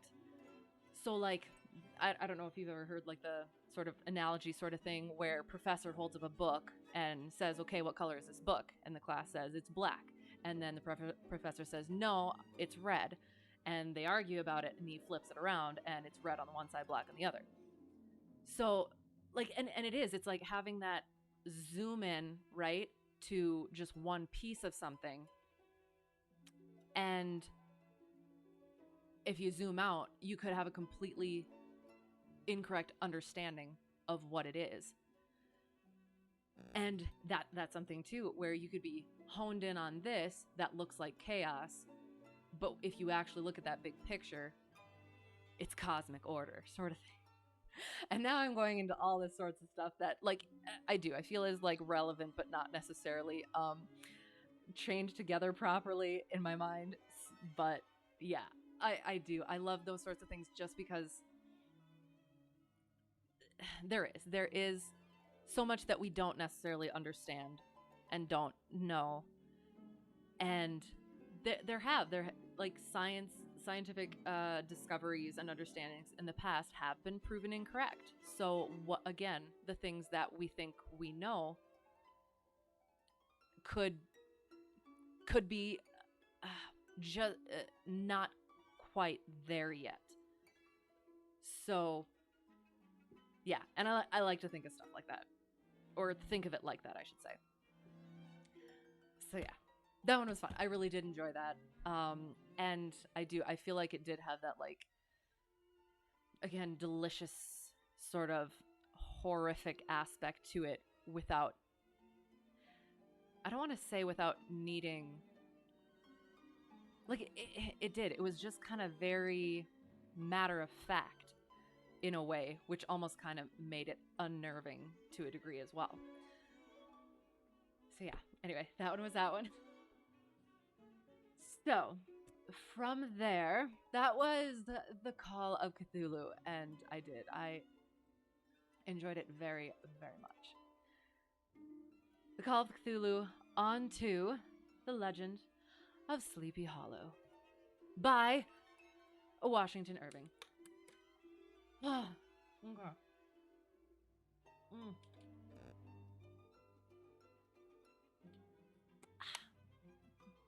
And yeah, it's another one of those where, again, I would like to go over it again just to, like, get all of those different pieces, because it does seem like he is one of those where every little, like, his writing is very tight, where every little bit matters, and there's, like, connections and everything within, and I love those things too. So yes, that was the Call of Cthulhu, and this is The Legend of Sleepy Hollow.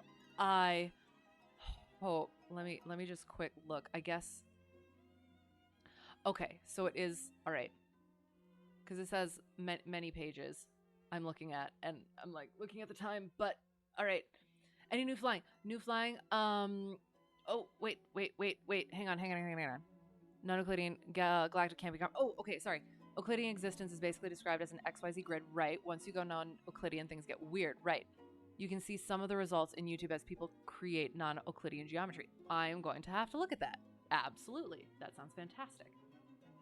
Because, yeah, and that's why understanding, which, again, I'm very new to all this, so, like, I will have to get into that. Understanding what is already known, then you find those areas where it's a little bit not quite there, and then you hammer at those and figure it out. So, well, I had my night flight, my first night flight, a couple of days ago, and it was amazing. And then I'll hopefully be having another lesson tomorrow if the weather's okay. And yeah, and just whenever I can. So yeah, but I like looking up at the stars and everything, so I was excited for that. But it was funny because I was expecting to be amazed at how wonderful everything was, and I assumed I was going to be looking up, but I was actually looking down at the infinitized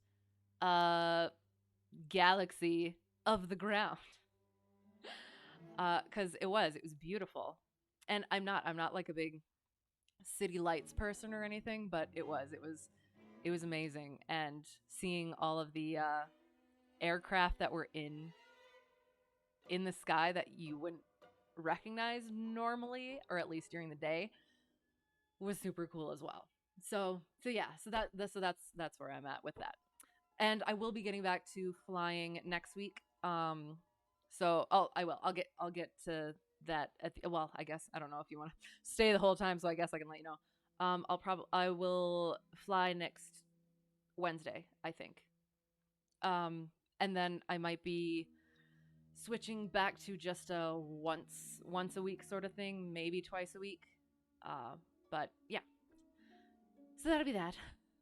Should record what? What am I recording? Oh, night flying or what? See, I kind of I like just learning. Because otherwise, like, yeah, yeah. So any of the play, like it is, it's one of those things where that would for me, like I have a thing about that. It, but I won't get into that now. Like for me personally, um, and for me, it's one of those like what happens in the cockpit stays in the cockpit one of sort of things. So, and I don't. It's what I do. I'm still so green with all of this that any distractions are not good for my actual learning, and that would probably be a distraction for me. So we'll see, but it's probably not going to be anytime soon. Must be a guy thing. We always need to show out as Dave of my Vipers. Like, and it, well, and maybe it's because like I don't feel like I have anything to show off because I am. It's it's a bit troublesome right now. I have my moments, but it's very new for me in general as a skill, and that goes into like what I've spent my life doing up to that point, I guess. So yeah, it's a lot for me to readjust and get used to, like overall. So yeah, so that's that maybe at some point, but as of right now, that's just one more thing to add to the yeah, the jumble. So ask Dave of your Viper skills. You got Viper skills? Is that a joke about Viper skills, or you do you got them?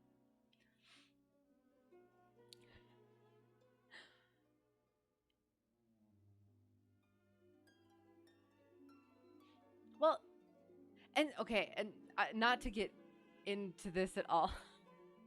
Get into like things that might not necessarily the girls the ones that take the selfies though. You know what I'm saying? But yeah, I do. I have a thing about that just personally. But I guess it depends on again specifically what it is. Like I guess it's the selfies is the one thing, but then dudes doing crazy stunts and whatever, that's a different thing. So yeah, there's that. But anyway, I'm, I'm gonna get started pretty quick here. Cause I should sleep for hopefully less tomorrow. Got mad Viper skills, nice. Been slamming your Discord with stuff tonight. I'll link yet another thing in there tonight. Perfect, sounds great. Angry, that's okay. Sorry I'm not active in chat. I've been listening while flying. Great, no, I hope you're having a great flight, and I hope it adds to the atmosphere or not. I don't know if it's like you're having a nice scenic flight and then you got all these oozing rocks in your ear. But yeah, I hope it's good. Hope you're having a good time. And no worries. I'm glad you're here. I'm glad you're all here. It's fun. I'm enjoying it. That was really good. And now, and that was the like horrific mishmash weird horror stuff. And now I think this one is more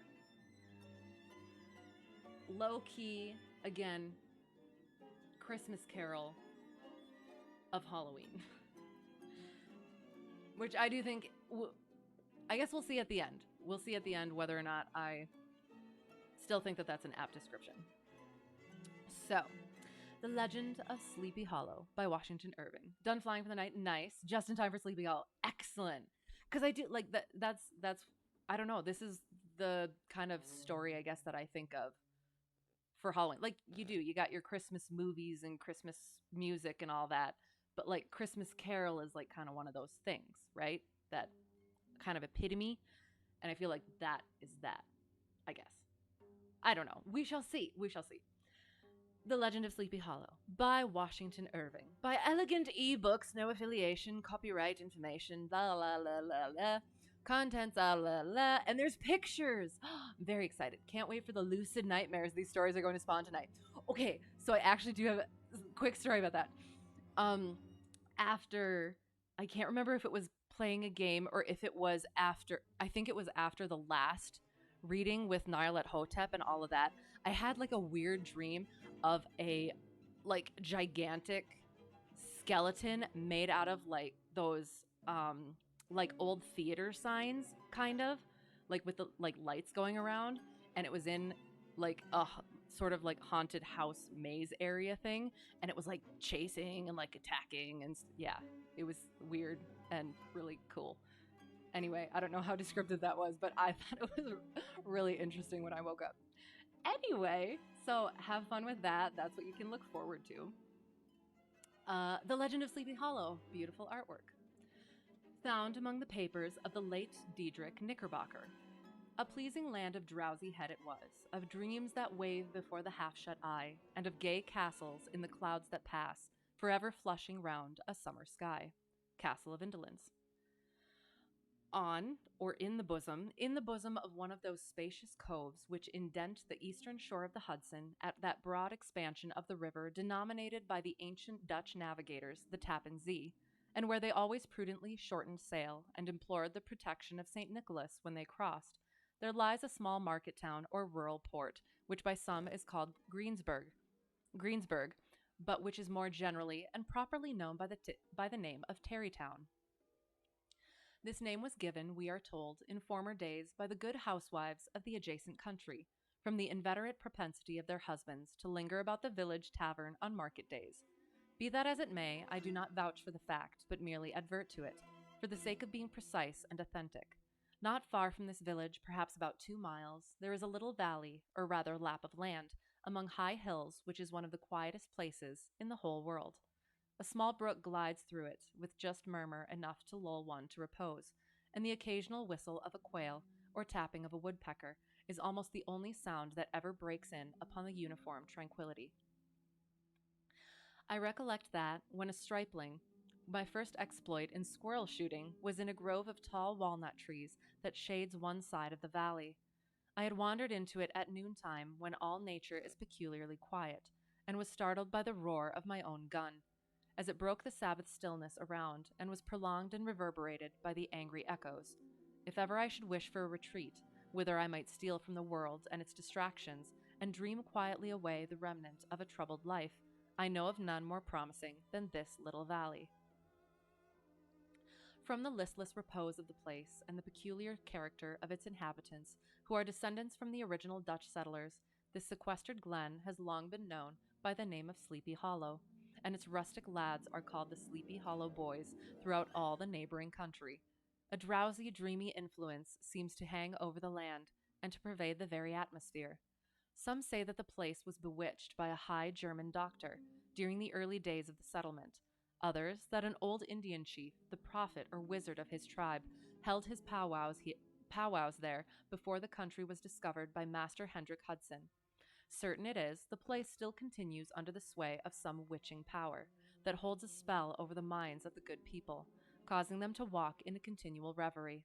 They are given to all kinds of marvelous beliefs, are subject to trances and visions, and frequently see strange sights and hear music and voices in the air. The whole neighborhood abounds with local tales, haunted spots, and twilight superstitions. Stars shoot and meteors glare oftener across the valley than in any other part of the country, and the nightmare, with her whole ninefold, seems to make it the favorite scene of her gambols. The dominant spirit, however, that haunts this enchanted region, and seems to be commander-in-chief of all the powers of the air, is the apparition of a figure on horseback without a head. It is said by some to be the ghost of a Hessian trooper, whose head had been carried away by a cannonball in some nameless battle during the Revolutionary War, and who is ever and anon seen by the country folk, hurrying along in the gloom of night, as if on the wings of the wind. His haunts are not confined to the valley, but extend at times to the adjacent roads, and especially to the vicinity of a church at no great distance.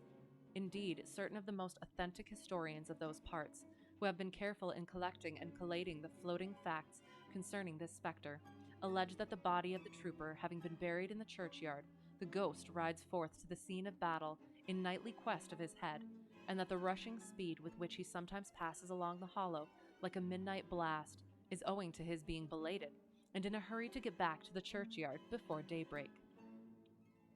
Such is the general purport of this legendary superstition, which has furnished materials for many a wild story in that region of shadows, and the spectre is known, at all the country firesides, by the name of the Headless Horseman of Sleepy Hollow. It is remarkable that the visionary propensity I have mentioned is not confined to the native inhabitants of the valley, but is unconsciously imbibed by everyone who resides there for a time. However wide awake they may have been before they entered that sleepy region, they are sure, in a little while, to inhale the witching influence of the air, and begin to grow imaginative, to dream dreams, and see apparitions.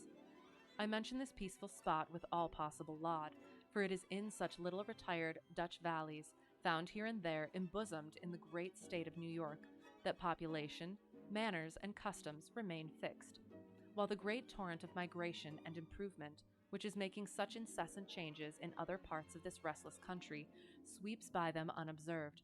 They are like those little nooks of still water which border a rapid stream, where we may see the straw and bubble riding quietly at anchor, or slowly revolving in their mimic harbor, undisturbed by the rush of the passing current.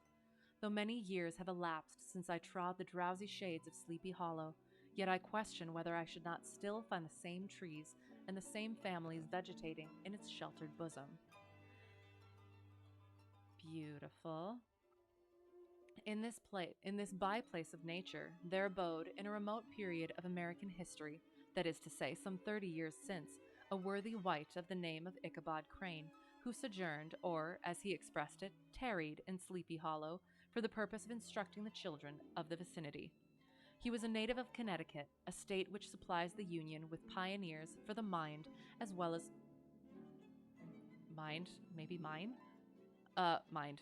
for the mind, as well as for the forest, and sends forth yearly its legions of frontier woodsmen and country schoolmasters. The cognomen of Crane was not inapplicable to his person. He was tall, but exceedingly lank, with narrow shoulders, long arms and legs, hands that dangled a mile out of his sleeves, feet that might have served for shovels, and his whole frame most loosely hung together. Gives the country smart people. Okay, sure. Perfect. I like it. Nice. His head was small and flat at top, with huge ears, large green glassy eyes, and a long snipe nose, so that it looked like a weathercock, perched upon his spindle neck to tell which way the wind blew. To see him striding along the profile of a hill on a windy day, with his clothes bagging and fluttering about him, one might have mistaken him for the genius of famine descending upon the earth, or some scarecrow eloped from a cornfield. His schoolhouse was a low building of one large room, rudely constructed of logs, the windows partly glazed and partly patched with leaves of old copybooks. It was most ingeniously secured at vacant hours by a withe twisted in the handle of the door, and stakes set against the window shutters, so that, though a thief might get in with perfect ease, he would find some embarrassment in getting out. An idea most probably borrowed by the architect Jost van Houten from the mystery of an eel pot. You know, we make those jokes about whether it sucks, but we're never that on the nose about it. Wait, that wasn't supposed to be a joke. Nice. That was beautiful. That's brilliant. I love it. The schoolhouse stood in a rather lonely but pleasant situation, just at the foot of a woody hill, with a brook running close by, and a formidable birch tree growing at one end of it.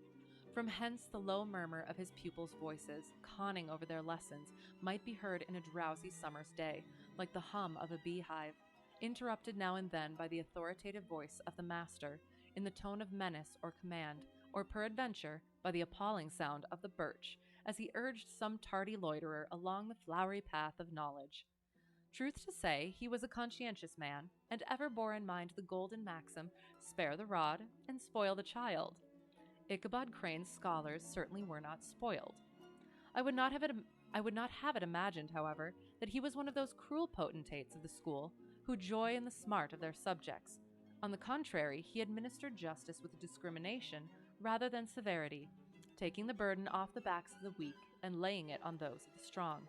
Your mere puny stripling, that winced at the least flourish of the rod, was passed by with indulgence, but the claims of justice were satisfied by inflicting a double portion on some little, tough, wrong-headed, broad-skirted Dutch urchin who sulked and swelled and grew dogged and sullen beneath the birch.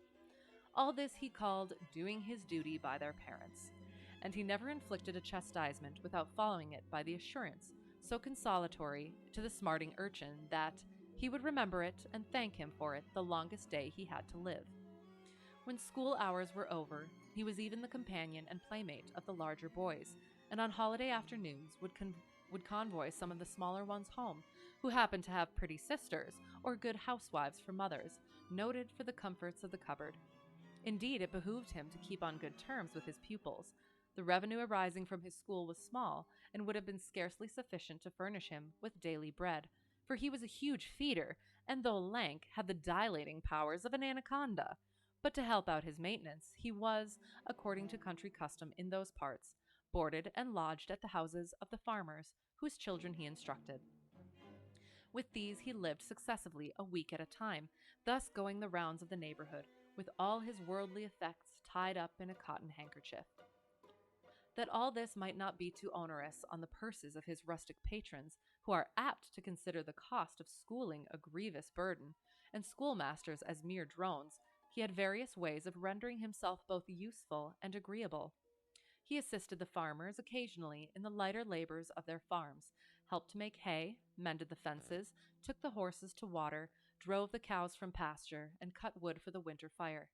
He laid aside, too, all the dominant dignity and absolute sway with which he lorded it in his little empire, the school, and became wonderfully gentle and ingratiating.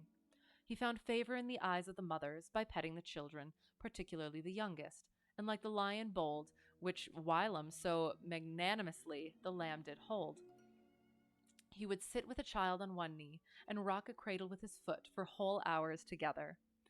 In addition to his other vocations, he was the singing master of the neighborhood, and picked up many bright shillings by instructing the young folks in psalmody. It was a matter of no little vanity to him, on Sundays, to take his station in front of the church gallery, with a band of chosen singers, where, in his own mind, he completely carried away the palm from the parson. Certain it is, his voice resounded far above all the rest of the congregation, and there are peculiar quavers still to be heard in that church, and which may even be heard half a mile off, quite to the opposite side of the mill pond, on a still Sunday morning, which are said to be legitimately descended from the nose of Ichabod Crane.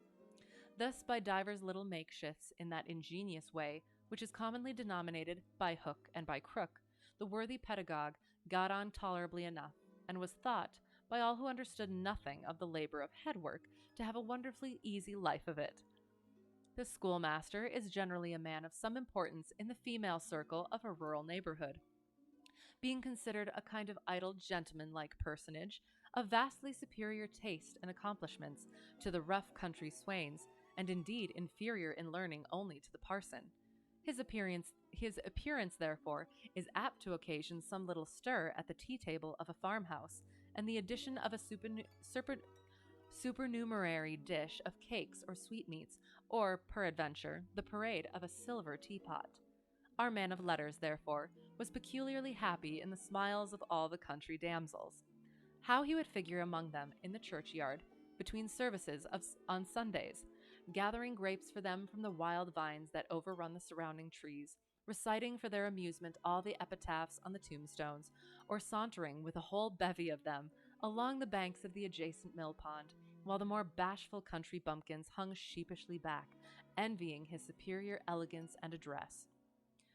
From his half-itinerant life, also, he was a kind of traveling gazette, carrying the whole budget of local gossip from house to house, so that his appearance was always greeted with satisfaction.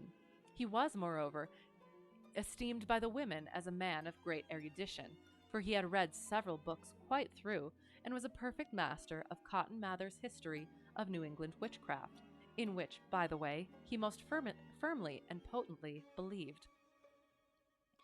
He was, in fact, an odd mixture of small shrewdness and simple credulity. His appetite for the marvelous and his powers of digesting it were equally extraordinary, and both had been increased by his residence in this spellbound region. No tale was too gross or monstrous for his capacious swallow. It was often his delight, after his school was dismissed in the afternoon, to stretch himself on the rich bed of clover bordering the little brook that whimpered by his schoolhouse, and there con over old Mather's direful tales until the gathering dusk of the evening made the printed page a mere mist before his eyes.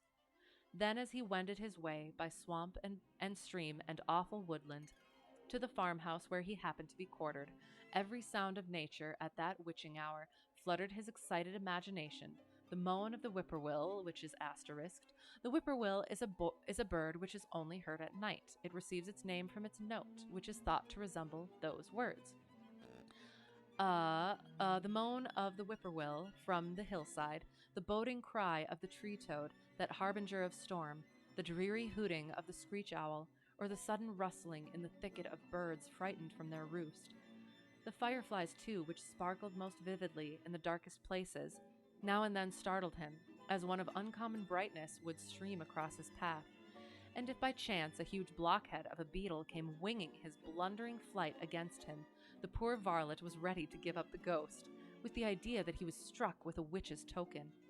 His only resource on such occasions, either to drown thought or drive away evil spirits, was to sing psalm tunes, and the good people of Sleepy Hollow, as they sat by their doors of an evening, were often filled with awe at hearing his nasal melody, in linked sweetness long drawn out, floating from the distant hill or along the dusky road. Another of his sources of fearful pleasure was to pass long winter evenings with the old Dutch wives, as they sat spinning by the fire, with a row of apples roasting and spluttering along the hearth, and listen to their marvelous tales of ghosts and goblins, and haunted fields, and haunted brooks, and haunted bridges, and haunted houses, and particularly of the headless horseman, or galloping Hessian of the hollow, as they sometimes called him. He would delight them equally by his anecdotes of witchcraft, and of the direful omens and portentous sights and sounds in the air, which prevailed in the earlier times of Connecticut, and would frighten them woefully with speculations upon comets and shooting stars, and with the alarming fact that the world did absolutely turn round, and that they were half the time topsy-turvy. But if there was a pleasure in all this, while snugly cuddling in the chimney corner of a chamber that was all of a ruddy glow from the crackling wood fire, and where, of course, no spectre dared to show his face, it was dearly purchased by the terrors of his subsequent walk homewards. What fearful shapes and shadows beset his path amidst the dim and ghastly glare of a snowy night! With what wistful look did he eye every trembling ray of light streaming across the waste fields from some distant window! How often was he appalled by some shrub covered with snow, which, like a sheeted spectre, beset his very path! How often did he shrink with curdling awe at the sound of his own steps on the frosty crust beneath his feet, and dread to look over his shoulder, lest he should behold some uncouth being tramping close behind him!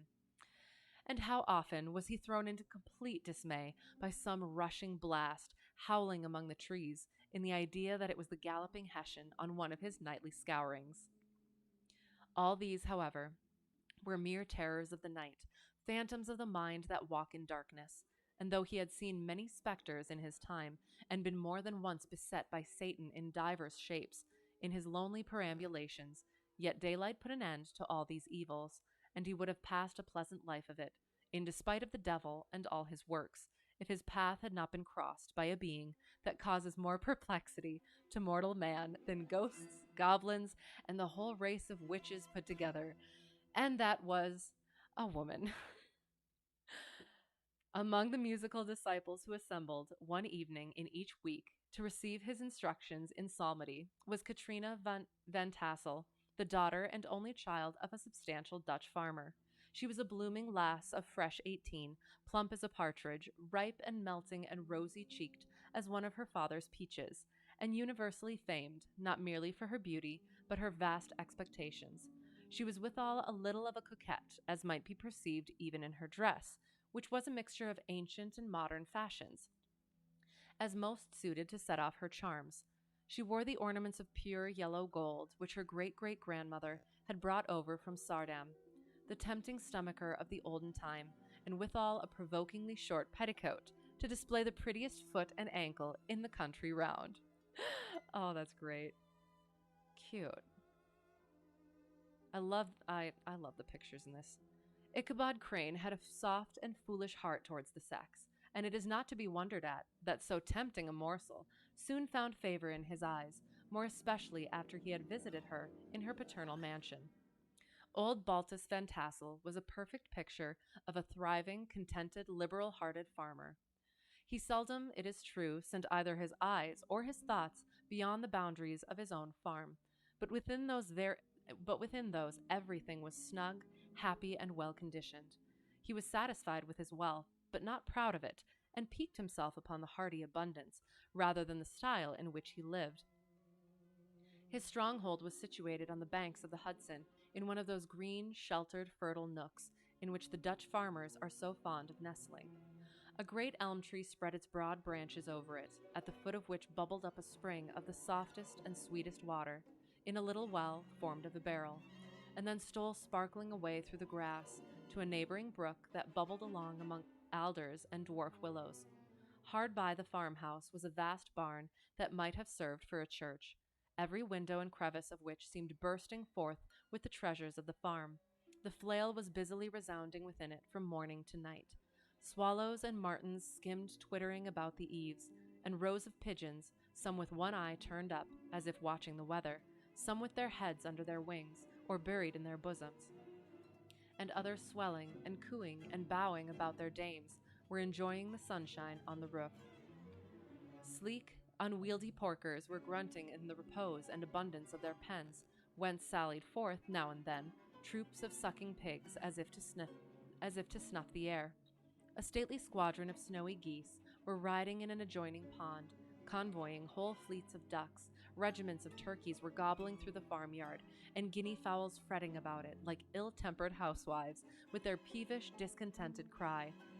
Before the barn door strutted the gallant cock, that pattern of a husband, a warrior, and a fine gentleman, clapping his burnished wings, and crowing in the pride and gladness of his heart, sometimes tearing up the earth with his feet, and then generously calling his ever-hungry family of wives and children to enjoy the rich morsel which he had discovered. The pedagogue's mouth watered as he looked upon this sumptuous promise of luxurious winter fare. In his devouring mind's eye, he pictured to himself every roasting pig running about with a pudding in his belly and an apple in his mouth. The pigeons were snugly put to bed in a comfortable pie and tucked in with a coverlet of crust. The geese were swimming in their own gravy, and the ducks pairing cozily in dishes, like snug married couples, with a decent competency of onion sauce. In the porkers he saw carved out the future sleek side of bacon and juicy, relishing ham. Not a turkey, but he beheld daintily trussed up, with its gizzard under its wing, and, peradventure, a necklace of savory sausages. And even bright Chanticleer himself lay sprawling on his back, in a side dish, with uplifted claws, as if craving that quarter which his chivalrous spirit disdained to ask while living. I love these descriptions of food. Sorry if it's making anybody hungry, but the way it's described is just wonderful. Ah, delicious. Beautiful, once more, picture. As the enraptured Ichabod fancied all this, and as he rolled his great green eyes over the fat meadowlands, the rich fields of wheat, of rye, of buckwheat, and Indian corn, and the orchards burthened with ruddy fruit, which surrounded the warm tenement of Van Tassel, his heart yearned after the damsel who was to inherit these domains, and his imagination expanded with the idea how they might be readily turned into cash, and the money invested in immense tracts of wild land and shingle palaces in the wilderness, tempting me, for a second dinner. What about second dinner? Oh, yes. I mean, why not? Why wouldn't you?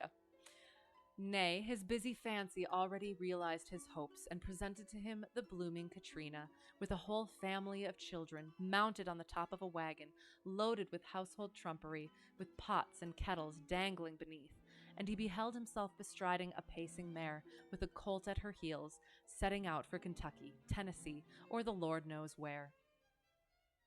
When he entered the house, the conquest of his heart was complete. It was one of those spacious farmhouses with high-ridged but lowly sloping roofs, built in the style handed down from the first Dutch settlers, and the low projecting eaves forming a piazza along the front, capable of being closed up in bad weather. Under this were hung flails, harness, various utensils of husbandry, and nets for fishing in the neighboring river. Benches were built along the sides for summer use, and a great spinning wheel at one end, and a churn at the other, showed the various uses to which this important porch might be devoted. From this piazza the wondering Ichabod entered the hall, which formed the center of the mansion and the place of usual residence. Here rows of resplendent pewter, ranged on a long dresser, dazzled his eyes. In one corner stood a huge bag of wool ready to be spun, in another a quantity of linsey woolsey just from the loom. Ears of Indian corn and strings of dried apples and peaches hung in gay festoons along the walls, mingled with the god of red peppers, and a door left ajar gave him a peep into the best parlor, where the claw-footed chairs and dark mahogany tables shone like mirrors, and irons, with their accompanying shovel and tongs, glistened from their covert of asparagus tops. Mock oranges and conch shells decorated the mantelpiece. Strings of various colored birds' eggs were suspended above it. A great ostrich egg was hung from the center of the room, and a corner cupboard, knowingly left open, displayed immense treasures of old silver and well-mended china. From the moment Ichabod laid his eyes upon these regions of delight, the peace of his mind was at an end, and his only study was how to gain the affections of the peerless daughter of Van Tassel. In this enterprise, however, he had more real difficulties than generally fell to the lot of a knight-errant of yore, who seldom had anything but giants, enchanters, fiery dragons, and such like easily conquered adversaries to contend with, and had to make his way merely through gates of iron and brass and walls of adamant to the castle keep, where the lady of his heart was confined, all which he achieved as easily as a man would carve his way to the center of a Christmas pie. And then the lady gave him her hand as a matter of course. Ichabod, on the contrary, had to win his way to the heart of a country coquette, beset with a labyrinth of whims and caprices, which were forever presenting new difficulties and impediments, and he had to encounter a host of fearful adversaries of real flesh and blood, the numerous rustic admirers, who beset every portal to her heart, keeping a watchful and angry eye upon each other, but ready to fly out in the common cause against any new competitor. Among these, the most formidable was a burly, roaring, roistering blade of the name of Abraham, who, or according to the Dutch abbreviation, Brom van Brunt, the hero of the country round, which rang with his feats of strength and hardihood. He was broad-shouldered and double-jointed, with short, curly black hair, and a bluff but not unpleasant countenance, having a mingled air of fun and arrogance. From his Herculean frame and great powers of limb, he had received the nickname of Brom Bones, by which he was universally known. He was famed for great knowledge and skill in horsemanship, being as dexterous on horseback as a Tartar. He was foremost at all races and cockfights, and with the ascendancy which bodily strength always acquires in rustic life, was the umpire in all disputes, setting his hat on one side and giving his decisions with an air and tone admitting of no gainsay or appeal. He was always ready for either a fight or a frolic, but had more mischief than ill will in his composition, and, with all his overbearing roughness, there was a strong dash of waggish good humor at bottom. He had 3 or 4 boon companions who regarded him as their model, and at the head of whom he scoured the country, attending every scene of feud or merriment for miles round. In cold weather, he was distinguished by a fur cap surmounted with a flaunting fox's tail, and when the folks at a country gathering descried this well-known crest at a distance, whisking about among a squad of hard riders, they always stood by for a squall. Sometimes his crew would be hard dashing along past the farmhouses at midnight with whoop and halloo like a troop of Don Cossacks, and the old dames, startled out of their sleep, would listen for a moment till the hurry-scurry had clattered by, and then exclaim, "Aye, there goes Brom Bones and his gang." The neighbors looked upon him with a mixture of awe, admiration, and goodwill, and when any madcap prank or rustic brawl occurred in the vicinity, always shook their heads and warranted Brom Bones was at the bottom of it. This rantipole hero had for some time singled out the blooming Katrina for the object of his uncouth gallantries, and though his amorous toyings were something like the gentle caresses and endearments of a bear, yet it was whispered that she did not altogether discourage his hopes. Certain it is, his advances were signals for rival candidates to retire, who felt no inclination to cross a lion in his armors, insomuch that when his horse was seen tied to Van Tassel's paling, on a Sunday night, a sure sign that his master was courting, or, as it is termed, sparking, within, all other suitors passed by in despair, and carried the war into other quarters. Such was the formidable rival with whom Ichabod Crane had to contend. And considering all things, a stouter man than he would have shrunk from the competition, and a wiser man would have despaired. He had, however, a happy mixture of pliability and perseverance in his nature. He was in form and spirit like a supplejack, yielding but tough. Though he bent, he never broke, and though he bowed beneath the slightest pressure, yet, the moment it was away, jerk, he was as erect and carried his head as high as ever. To have taken the field openly against his rival would have been madness, for he was not a man to be thwarted in his amours, any more than that stormy lover, Achilles. Ichabod, therefore, made his advances in a quiet and gently insinuating manner. Under cover of his character of singing master, he made frequent visits at the farmhouse, not that he had anything to apprehend from the meddlesome interference of parents, which is so often a stumbling block in the path of lovers. Balt Van Tassel was an easy, indulgent soul. He loved his daughter better even than his pipe, and like a reasonable man and an excellent father, let her have her way in everything. His notable little wife, too, had enough to do to attend to her housekeeping and manage her poultry, for, as she sagely observed, ducks and geese are foolish things and must be looked after, but girls can take care of themselves. Thus, while the busy dame bustled about the house, or plied her spinning wheel at one end of the piazza, honest Balt would sit smoking his evening pipe at the other, watching the achievements of a little wooden warrior, who, armed with a sword in each hand, was most valiantly fighting the wind on the pinnacle of the barn. In the meantime, Ichabod would carry on his suit with the daughter by the side of the spring under the great elm, or sauntering along in the twilight, that hour so favorable to the lover's eloquence. Cute. I profess not to know how women's hearts are wooed and won. To me they have always been matters of riddle and admiration. Some seem to have but one vulnerable point, or door of access, while others have 1,000 avenues, and may be captured in 1,000 different ways. It is a great triumph of skill to gain the former, but a still greater proof of generalship to maintain possession of the latter. For the man must battle for his fortress at every door and window. He who wins 1,000 common hearts is therefore entitled to some renown, but he who keeps undisputed sway over the heart of a coquette is indeed a hero. Certain it is, this was not the case with the redoubtable Brom Bones, and from the moment Ichabod Crane made his advances, the interests of the former evidently declined. His horse was no longer seen tied to the palings on Sunday nights, and a deadly feud gradually arose between him and the preceptor of Sleepy Hollow. Brom, who had a degree of rough chivalry in his nature, would fain have carried matters to open warfare, and have settled their pretensions to the lady according to the mode of those most concise and simple reasoners, the knights errant of yore, by single combat. But Ichabod was too conscious of the superior might of his adversary to enter the lists against him. He had overheard a boast of Bones that he would double the schoolmaster up and lay him on a shelf of his own schoolhouse, and he was too wary to give him an opportunity. There was something extremely provoking in this obstinately pacific system.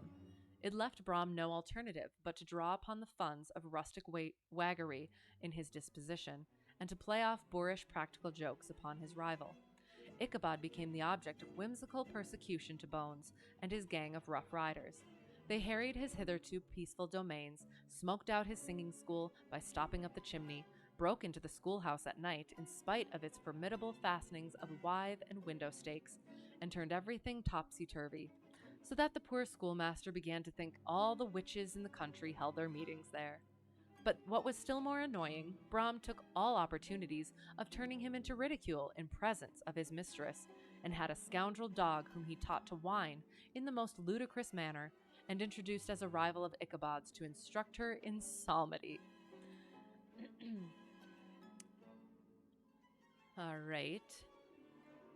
In this way, matters went on for some time without producing any material effect on the relative situation of the contending powers. On a fine autumnal afternoon, Ichabod, in pensive mood, sat enthroned on the lofty stool from whence he usually watched all the concerns of his little literary realm. In his hand he swayed a ferule, that scepter of despotic power. The birch of justice reposed on three nails behind the throne, a constant terror to evildoers, while on the desk before him might be seen sundry contraband articles and prohibited weapons detected upon the persons of idle urchins, such as half-munched apples, pop-guns, whirligigs, fly-cages, and whole legions of rampant little paper gamecocks. Apparently there had been some appalling act of justice recently inflicted, for his scholars were all busily intent upon their books, or slyly whispering behind them with one eye kept upon the master, and a kind of buzzing stillness reigned throughout the schoolroom. It was suddenly interrupted by the appearance of a negro, in tow-cloth jacket and trousers, a round-crowned fragment of a hat, like the cap of Mercury, and mounted on the back of a ragged, wild, half-broken colt, which he managed with a rope by way of halter.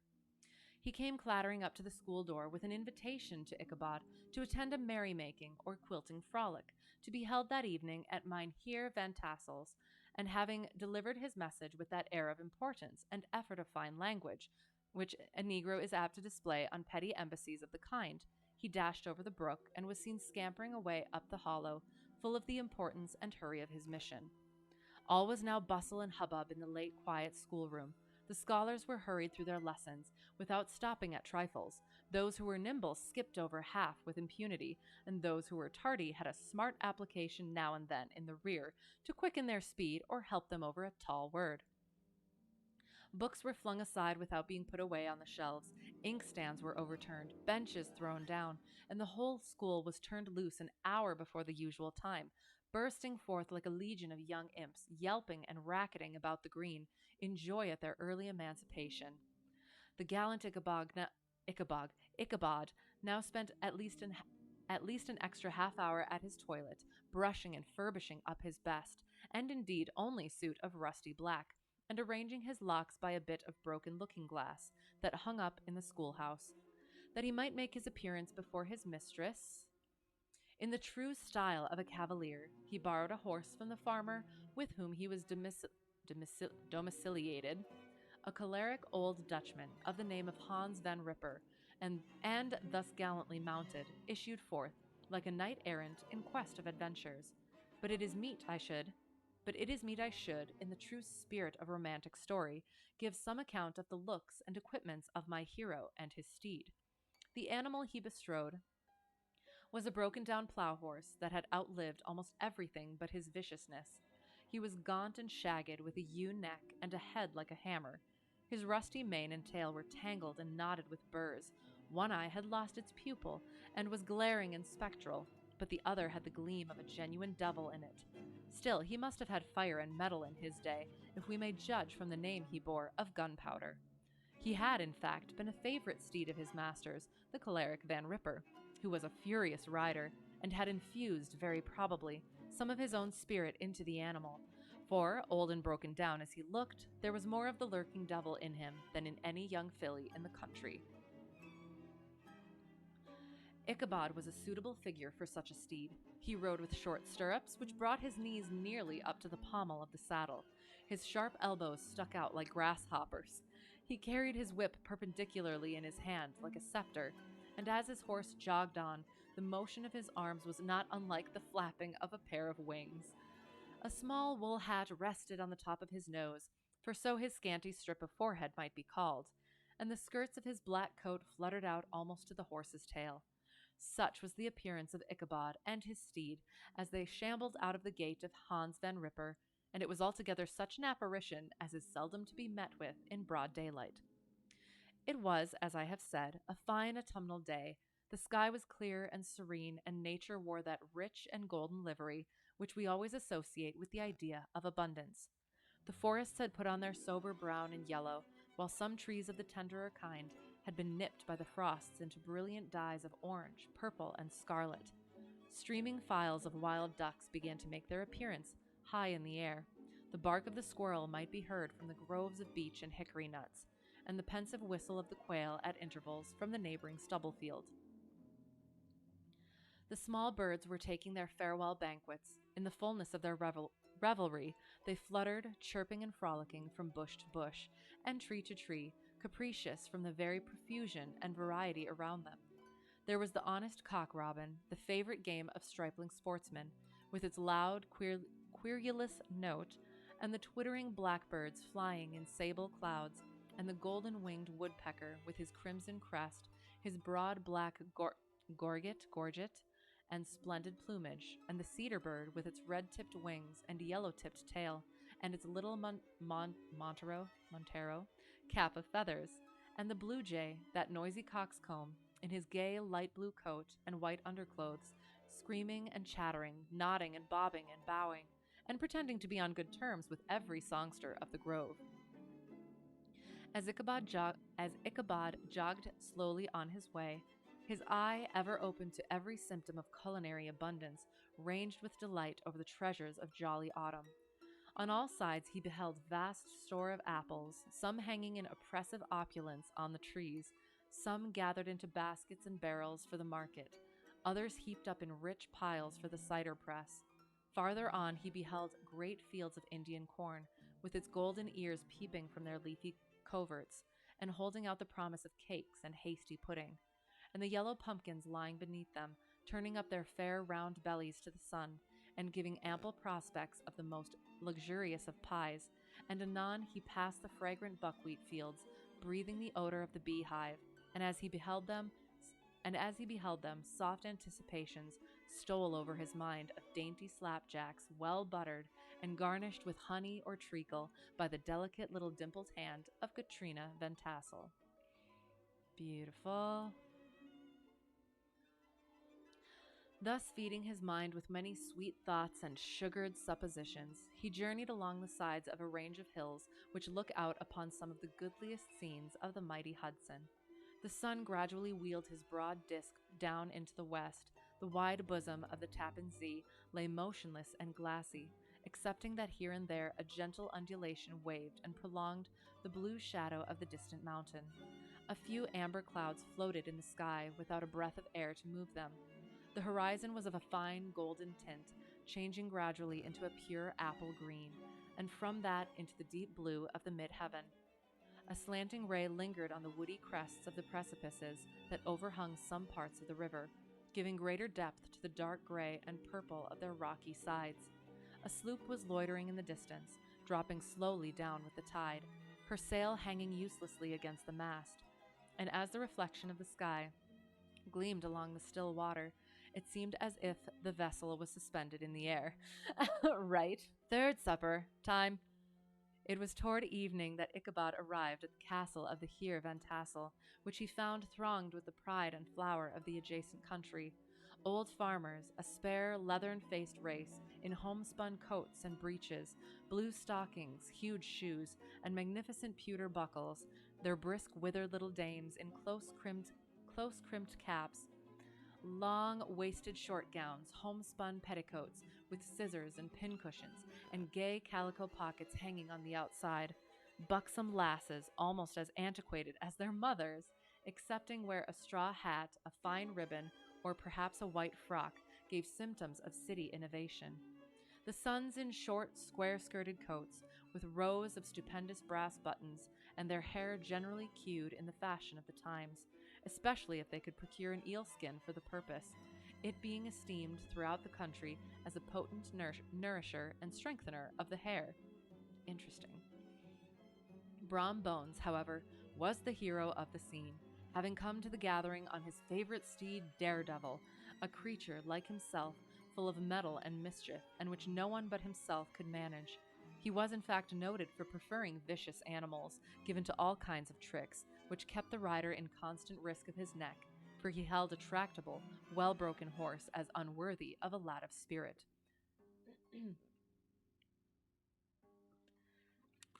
A moment.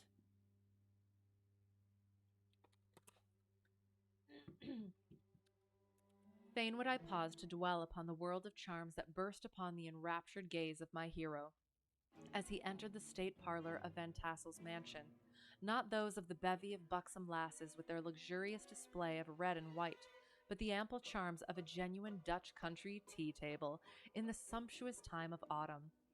Such heaped up platters of cakes of various and almost indescribable kinds, known only to experienced Dutch housewives. There was the dowdy, doty, donut, the tender Oli Coic, I don't know, and the crisp and crumbling cruller, sweet cakes and short cakes, ginger cakes and honey cakes, and the whole family of cakes. And then there were apple pies and peach pies and pumpkin pies, besides slices of ham and smoked beef, and moreover delectable dishes of preserved plums, and peaches and pears and quinces, not to mention broiled shad and roasted chickens, together with bowls of milk and cream, all mingled higgledy-piggledy, pretty much as I have enumerated them, with the motherly teapot sending up its clouds of vapor from the midst. Heaven bless the mark. I want breath and time to discuss this banquet as it deserves, and am too eager to get on with my story. Happily, Ichabod Crane was not in so great a hurry as his historian, but did ample justice to every dainty. Fourth supper it is then. Absolutely.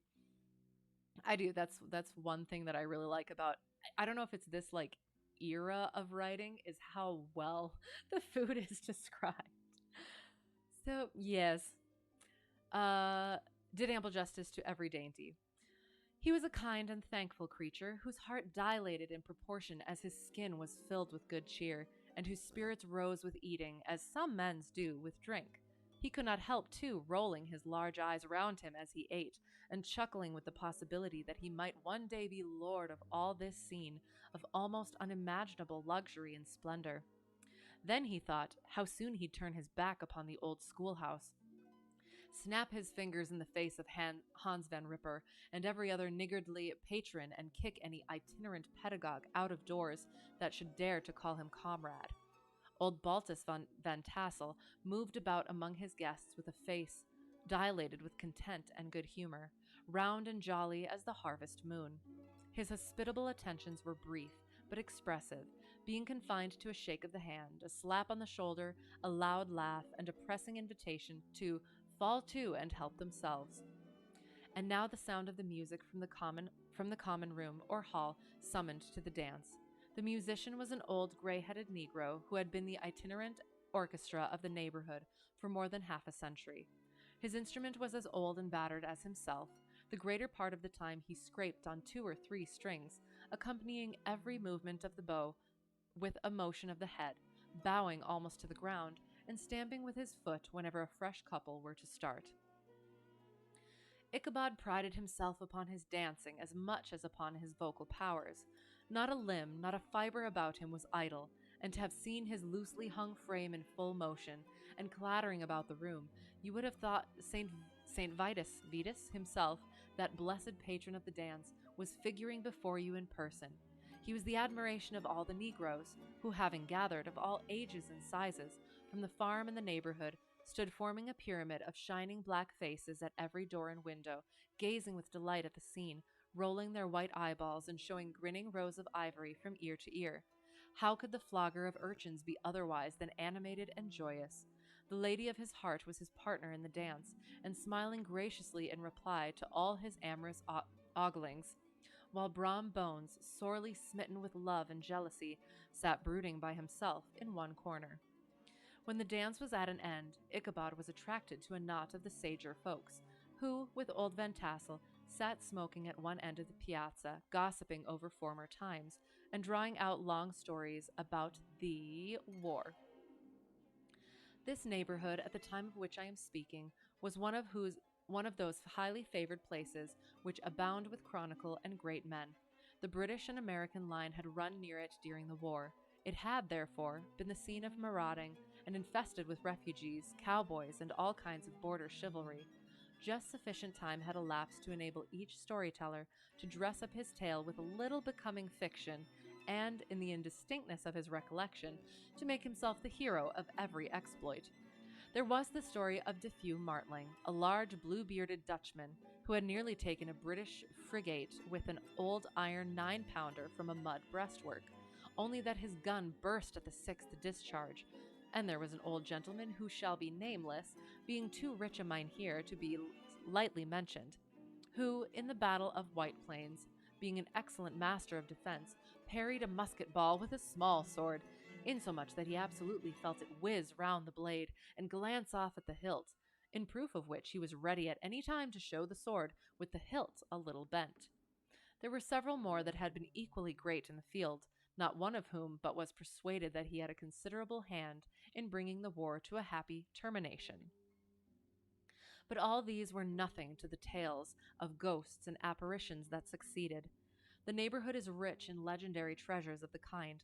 Local tales and superstitions thrive best in these sheltered, long-settled retreats, but are trampled underfoot by the shifting throng that forms the population of most of our country places. Besides, there is no encouragement for ghosts in most of our villages, for they have scarcely had time to finish their first nap and turn themselves in their graves before their surviving friends have traveled away from the neighborhood, so that when they turn out at night to walk their rounds, they have no acquaintance left to call upon. This is perhaps the reason why we so seldom hear of ghosts except in our long-established Dutch communities. The immediate cause, however, of the prevalence of supernatural stories in these parts was doubtless owing to the vicinity of Sleepy Hollow. There was a contagion in the very air that blew from that haunted region. It breathed forth an atmosphere of dreams and fancies, infecting all the land. Several of the Sleepy Hollow people were present at Van Tassel's, and, as usual, were doling out their wild and wonderful legends. Many dismal tales were told about funeral trains and mourning cries and wailings heard and seen about the great tree where the unfortunate Major Andre was taken, and which stood in the neighborhood. Don't want to leave mid-story, but despite my will, can't keep my eyes open anymore. I think I gotta go crash. That's fine. I understand. It is. It's very late. So I understand. I hope you enjoyed it. See you soonish. And yeah, have a good night. And all that good jazz. It's great chatting. Was taken. Major Andre was taken, and which stood in the neighborhood. Some mention was made also of the woman in white that haunted the dark glen at Raven Rock, and was often heard to shriek on winter nights before a storm, having perished there in the snow. The chief part of the stories, however, turned upon the favorite specter of Sleepy Hollow, the Headless Horseman, who had been heard several times of late patrolling the country, and it was said tethered his horse nightly among the graves in the churchyard. Yep, good night. One more beautiful picture. Ooh, there's a graveyard. Excellent. The sequestered situation of this church seems always to have made it a favorite haunt of troubled spirits. It stands on a knoll surrounded by locust trees and lofty elms, from among which its decent whitewashed walls shine modestly forth, like Christian purity beaming through the shades of retirement. A gentle slope descends from it to a silver sheet of water bordered by high trees, between which peeps may be caught at the blue hills of the Hudson. To look upon its grass-grown yard where the sunbeams seem to sleep so quietly, one would think that there at least the dead might rest in peace. On one side of the church extends a wide, woody dell, along which raves a large brook among broken rocks and trunks of fallen trees. Over a deep black part of the stream, not far from the church, was formerly thrown a wooden bridge. The road that led to it, and the bridge itself, were thickly shaded by overhanging trees, which cast a gloom about it, even in the daytime, but occasioned a fearful darkness at night. This was one of the favorite haunts of the Headless Horseman, and the place where he was most frequently encountered. The tale was told of old Brower, a most heretical disbeliever in ghosts, how he met the horseman returning from his foray into Sleepy Hollow, and was obliged to get up behind him, how they galloped over bush and brake, over hill and swamp until they reached the bridge, when the horseman suddenly turned into a skeleton, threw old Brower into the brook, and sprang away over the treetops with a clap of thunder. This story was immediately matched by a thrice marvelous adventure of Brom Bones, who made light of the galloping Hessian as an errant jockey. He affirmed that, on returning one night from the neighboring village of Sing Sing, he had been overtaken by this midnight trooper.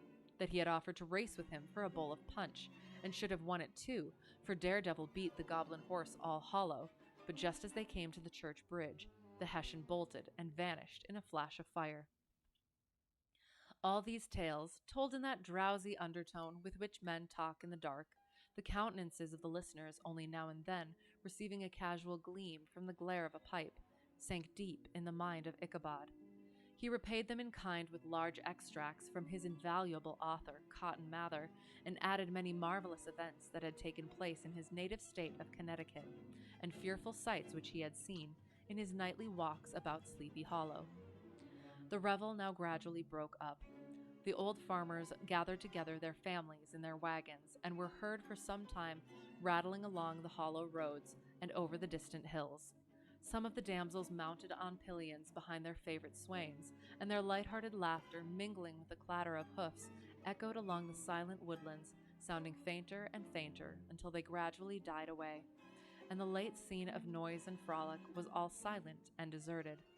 Ichabod only lingered behind, according to the custom of country lovers, to have a tete-a-tete with the heiress, fully convinced that he was now on the high road to success.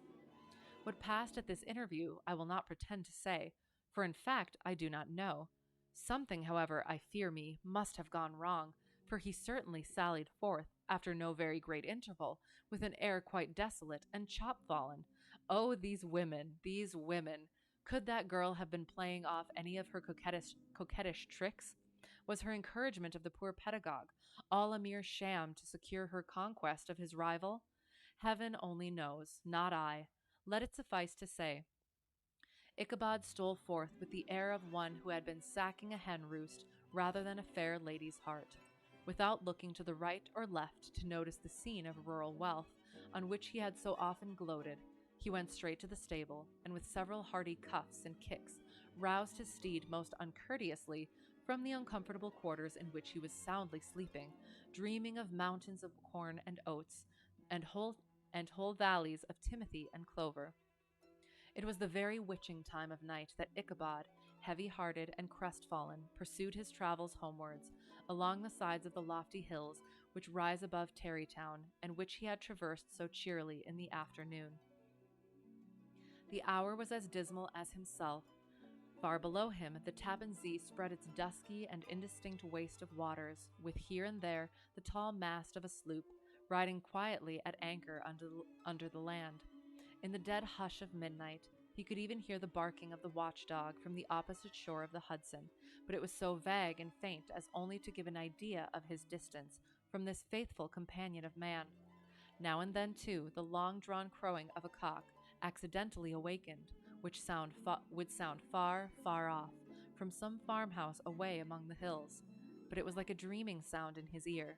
No signs of life occurred near him, but occasionally the melancholy chirp of a cricket, or perhaps the guttural twang of a bullfrog from a neighboring marsh, as if sleeping uncomfortably and turning suddenly in his bed. All the stories of ghosts and goblins that he had heard in the afternoon now came crowding upon his recollection. The night grew darker and darker. The stars seemed to sink deeper in the sky, and driving clouds occasionally hid them from his sight. He had never felt so lonely and dismal. He was, moreover, approaching the very place where many of the scenes of the ghost stories had been laid. In the center of the road stood an enormous tulip tree, which towered like a giant above all the other trees of the neighborhood, and formed a kind of landmark. Its limbs were gnarled and fantastic, large enough to form trunks for ordinary trees, twisting down almost to the earth and rising again into the air. It was connected with the tragical story of the unfortunate André, who had been taken prisoner hard by, and was universally known by the name of Major André's tree. The common people regarded it with a mixture of respect and superstition, partly out of sympathy for the fate of its ill-starred namesake, and partly from the tales of strange sights and doleful lamentations told concerning it. As Ichabod approached this fearful tree, he began to whistle. He thought his whistle was answered, but it was but a blast sweeping sharply through the dry branches. As he approached a little nearer, he thought he saw something white hanging in the midst of the tree. He paused and ceased whistling, but on looking more narrowly, perceived that it was a place where the tree had been scathed by lightning, and the white wood laid bare. Suddenly he heard a groan. His teeth chattered, and his knees smote against the saddle. It was but the rubbing of one huge bough upon another, as they were swayed about by the breeze. He passed the tree in safety, but new perils lay before him. About 200 yards from the tree, a small brook crossed the road and ran into a marshy and thickly wooded glen known by the name of Wiley's Swamp. A few rough logs laid side by side served for a bridge over this stream. On that side of the road where the brook entered the wood, a group of oaks and chestnuts matted thick with wild grapevines threw a cavernous gloom over it. To pass this bridge was the severest trial. It was at this identical spot that the unfortunate Andre was captured, and under the covert of these chestnuts and vines were the sturdy yeomen concealed who surprised him. This has ever since been considered a haunted stream, and fearful are the feelings of the schoolboy who has to pass it alone after dark.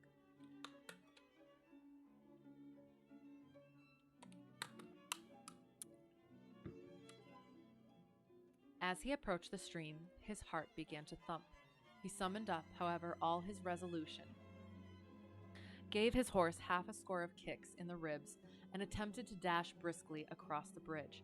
But instead of starting forward, the perverse old animal made a lateral movement and ran broadside against the fence. Ichabod, whose fears increased with the delay, jerked the reins on the other side and kicked lustily with the contrary foot. It was all in vain. His steed started, it is true, but it was only to plunge to the opposite side of the road, into a thicket of brambles and alder bushes.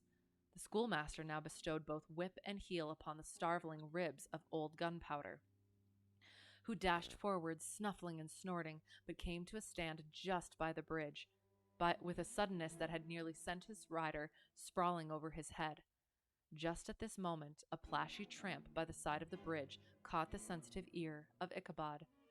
In the dark shadow of the grove, on the margin of the brook, he beheld something huge, misshapen, black, and towering. It stirred not, but seemed gathered up in the gloom, like some gigantic monster ready to spring upon the traveler. The hair of the affrighted pedagogue rose upon his head with terror.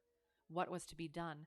To turn and fly was now too late, and besides, what chance was there of escaping ghost or goblin, if such it was, which could ride upon the wings of the wind? Summoning up, therefore, a show of courage, he demanded in stammering accents, "Who are you?" He received no reply. He repeated his demand in a still more agitated voice.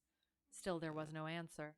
Once more he cudgeled the sides of the inflexible Gunpowder, and, shutting his eyes, broke forth with involuntary fervor into a psalm tune. Just then the shadowy object of alarm put itself in motion, and, with a scramble and a bound, stood at once in the middle of the road. Though the night was dark and dismal, yet the form of the unknown might now in some degree be ascertained. He appeared to be a horseman of large dimensions, and mounted on a black horse of powerful frame. He made no offer of molestation or sociability, but kept aloof on one side of the road, jogging along on the blind side of old Gunpowder, who had now got over his fright and waywardness. Ichabod, who had no relish for this strange midnight companion, and bethought himself of the adventure of Brom Bones with the galloping Hessian, now quickened his steed in hopes of leaving him behind. The stranger, however, quickened his horse to an equal pace. Ichabod pulled up and fell into a walk, thinking to lag behind. The other did the same. His heart began to sink within him. He endeavored to resume his psalm tune, but his parched tongue clove to the roof of his mouth, and he could not utter a stave. There was something in the moody and dogged silence of this pertinacious companion that was mysterious and appalling. It was soon fearfully accounted for. On mounting a rising ground, which brought the figure of his fellow traveler in relief against the sky, gigantic in height and muffled in a cloak, Ichabod was horror-struck on perceiving that he was headless. But his horror was still more increased on observing that the head, which should have rested on his shoulders, was carried before him on the pommel of his saddle. His terror rose to desperation. He rained a shower of kicks and blows upon Gunpowder, hoping by a sudden movement to give his companion the slip. But the spectre started full jump with him. Away then they dashed, through thick and thin, stones flying and sparks flashing at every bound. Ichabod's flimsy garments fluttered in the air as he stretched his long, lank body away over his horse's head in the eagerness of his flight. Beautiful. They had now reached the road which turns off to Sleepy Hollow, but Gunpowder, who seemed possessed with a demon, instead of keeping up it, made an opposite turn and plunged headlong downhill to the left.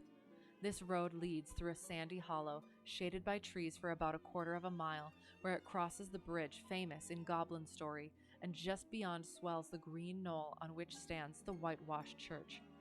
As yet the panic of the steed had given his unskillful rider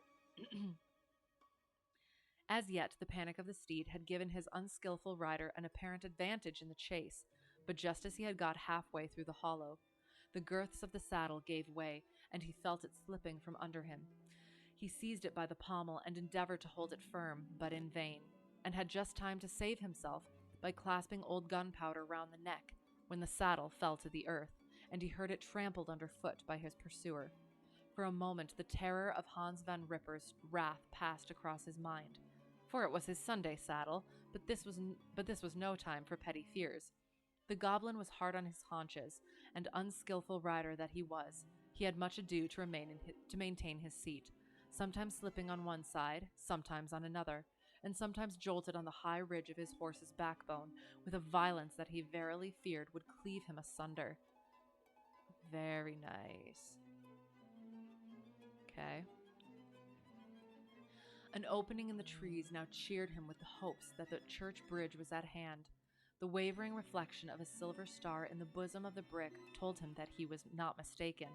He saw the walls of the church dimly glaring under the trees beyond. He recollected the place where Brom Bones' ghostly competitor had disappeared. If I can but reach that bridge, thought Ichabod, I am safe. Just then he heard the black steed panting and blowing close behind him. He even fancied that he felt his hot breath. Another convulsive kick in the ribs, and old Gunpowder sprang upon the bridge. He thundered over the resounding planks. He gained the opposite side, and now Ichabod cast a look behind to see if his pursuer should vanish, according to rule, in a flash of fire and brimstone. Just then he saw the goblin rising in his stirrups, and in the very act of hurling his head at him. Ichabod endeavored to dodge the horrible missile, but too late.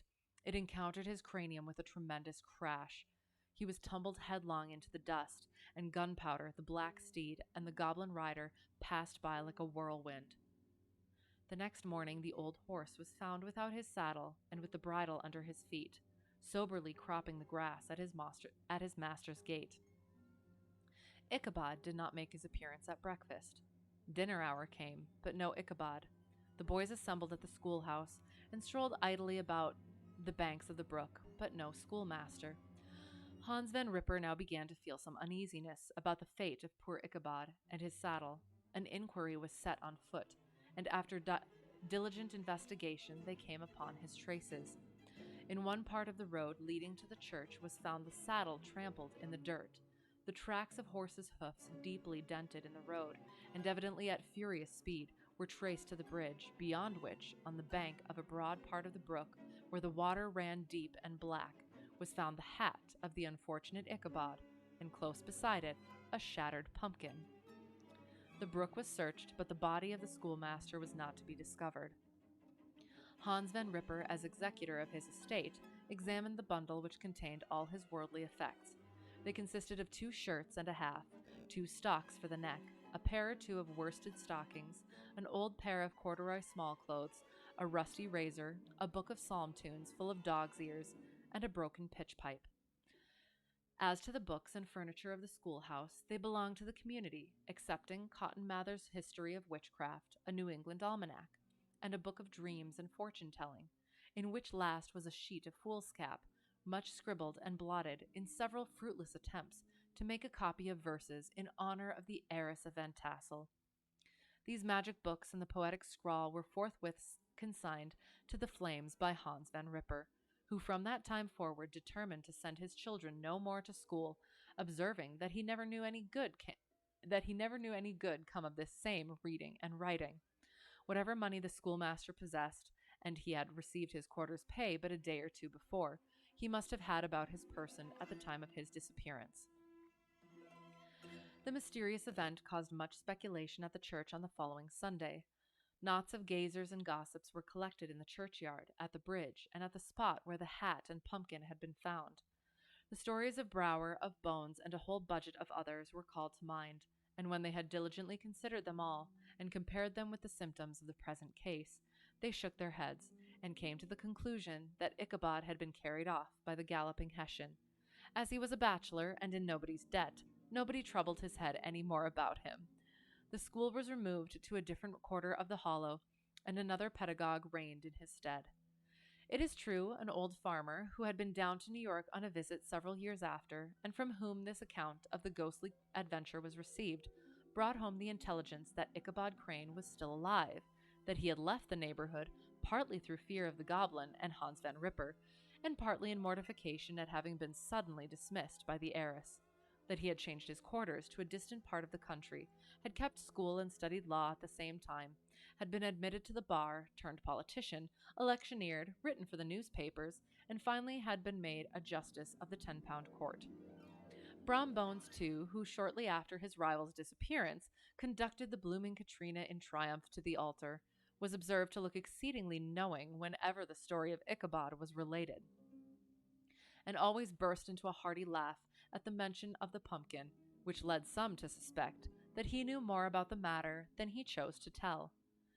The old country wives, however, who are the best judges of these matters, maintain to this day that Ichabod was spirited away by supernatural means, and it is a favorite story often told about the neighborhood round the winter evening fire.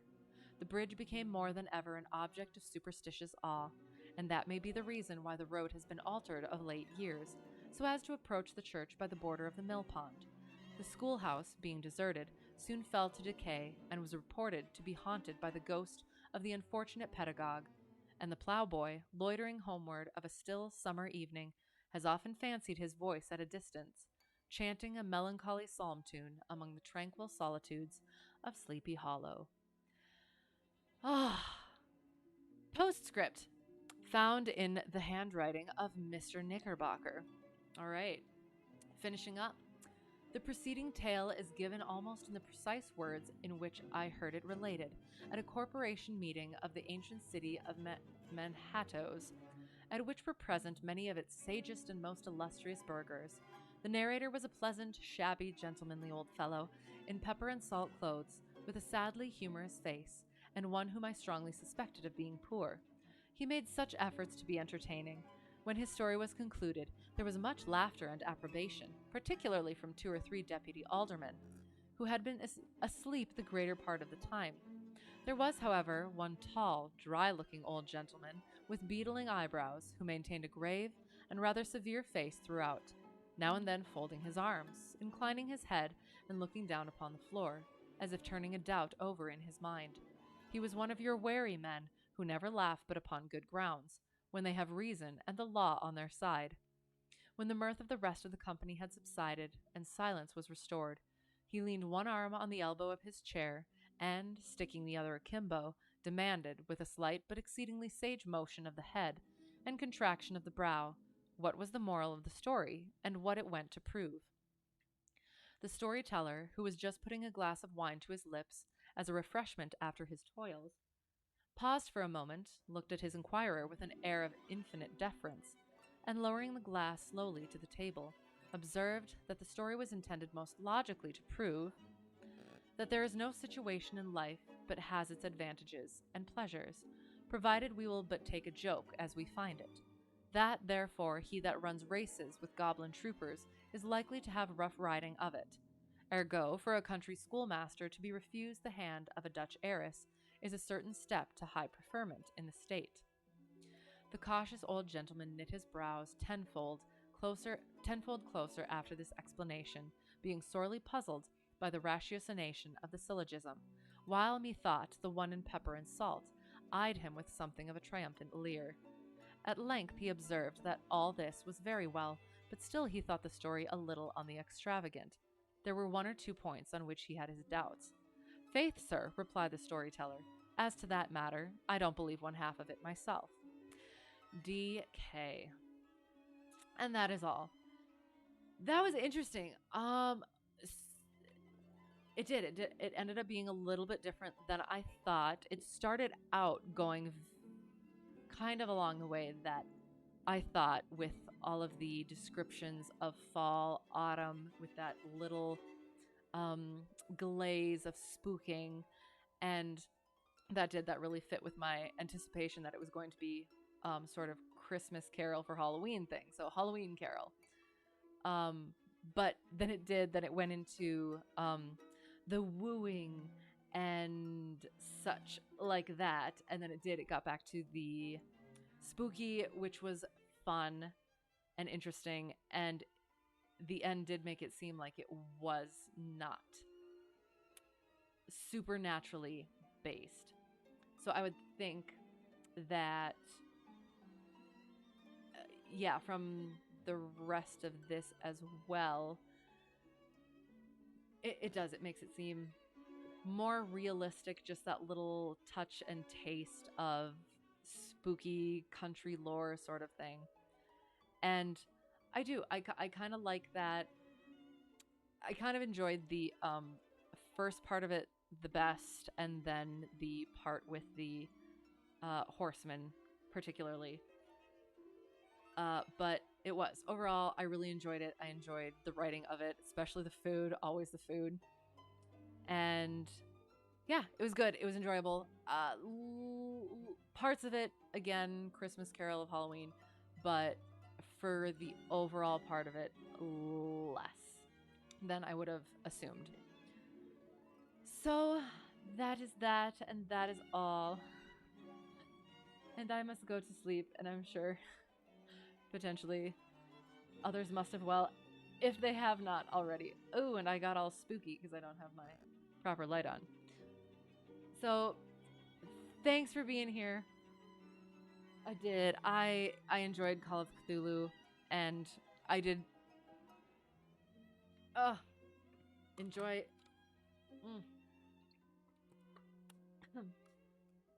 that one as well, because it got that like sort of savory, cozy feeling of autumn, and then into that cozy spooking of Halloween, if that makes sense, where it's not about the gore, the monsters, any of that sort of thing, and it's just that unease, that uneasy feeling. So good night. Oh, you stayed up.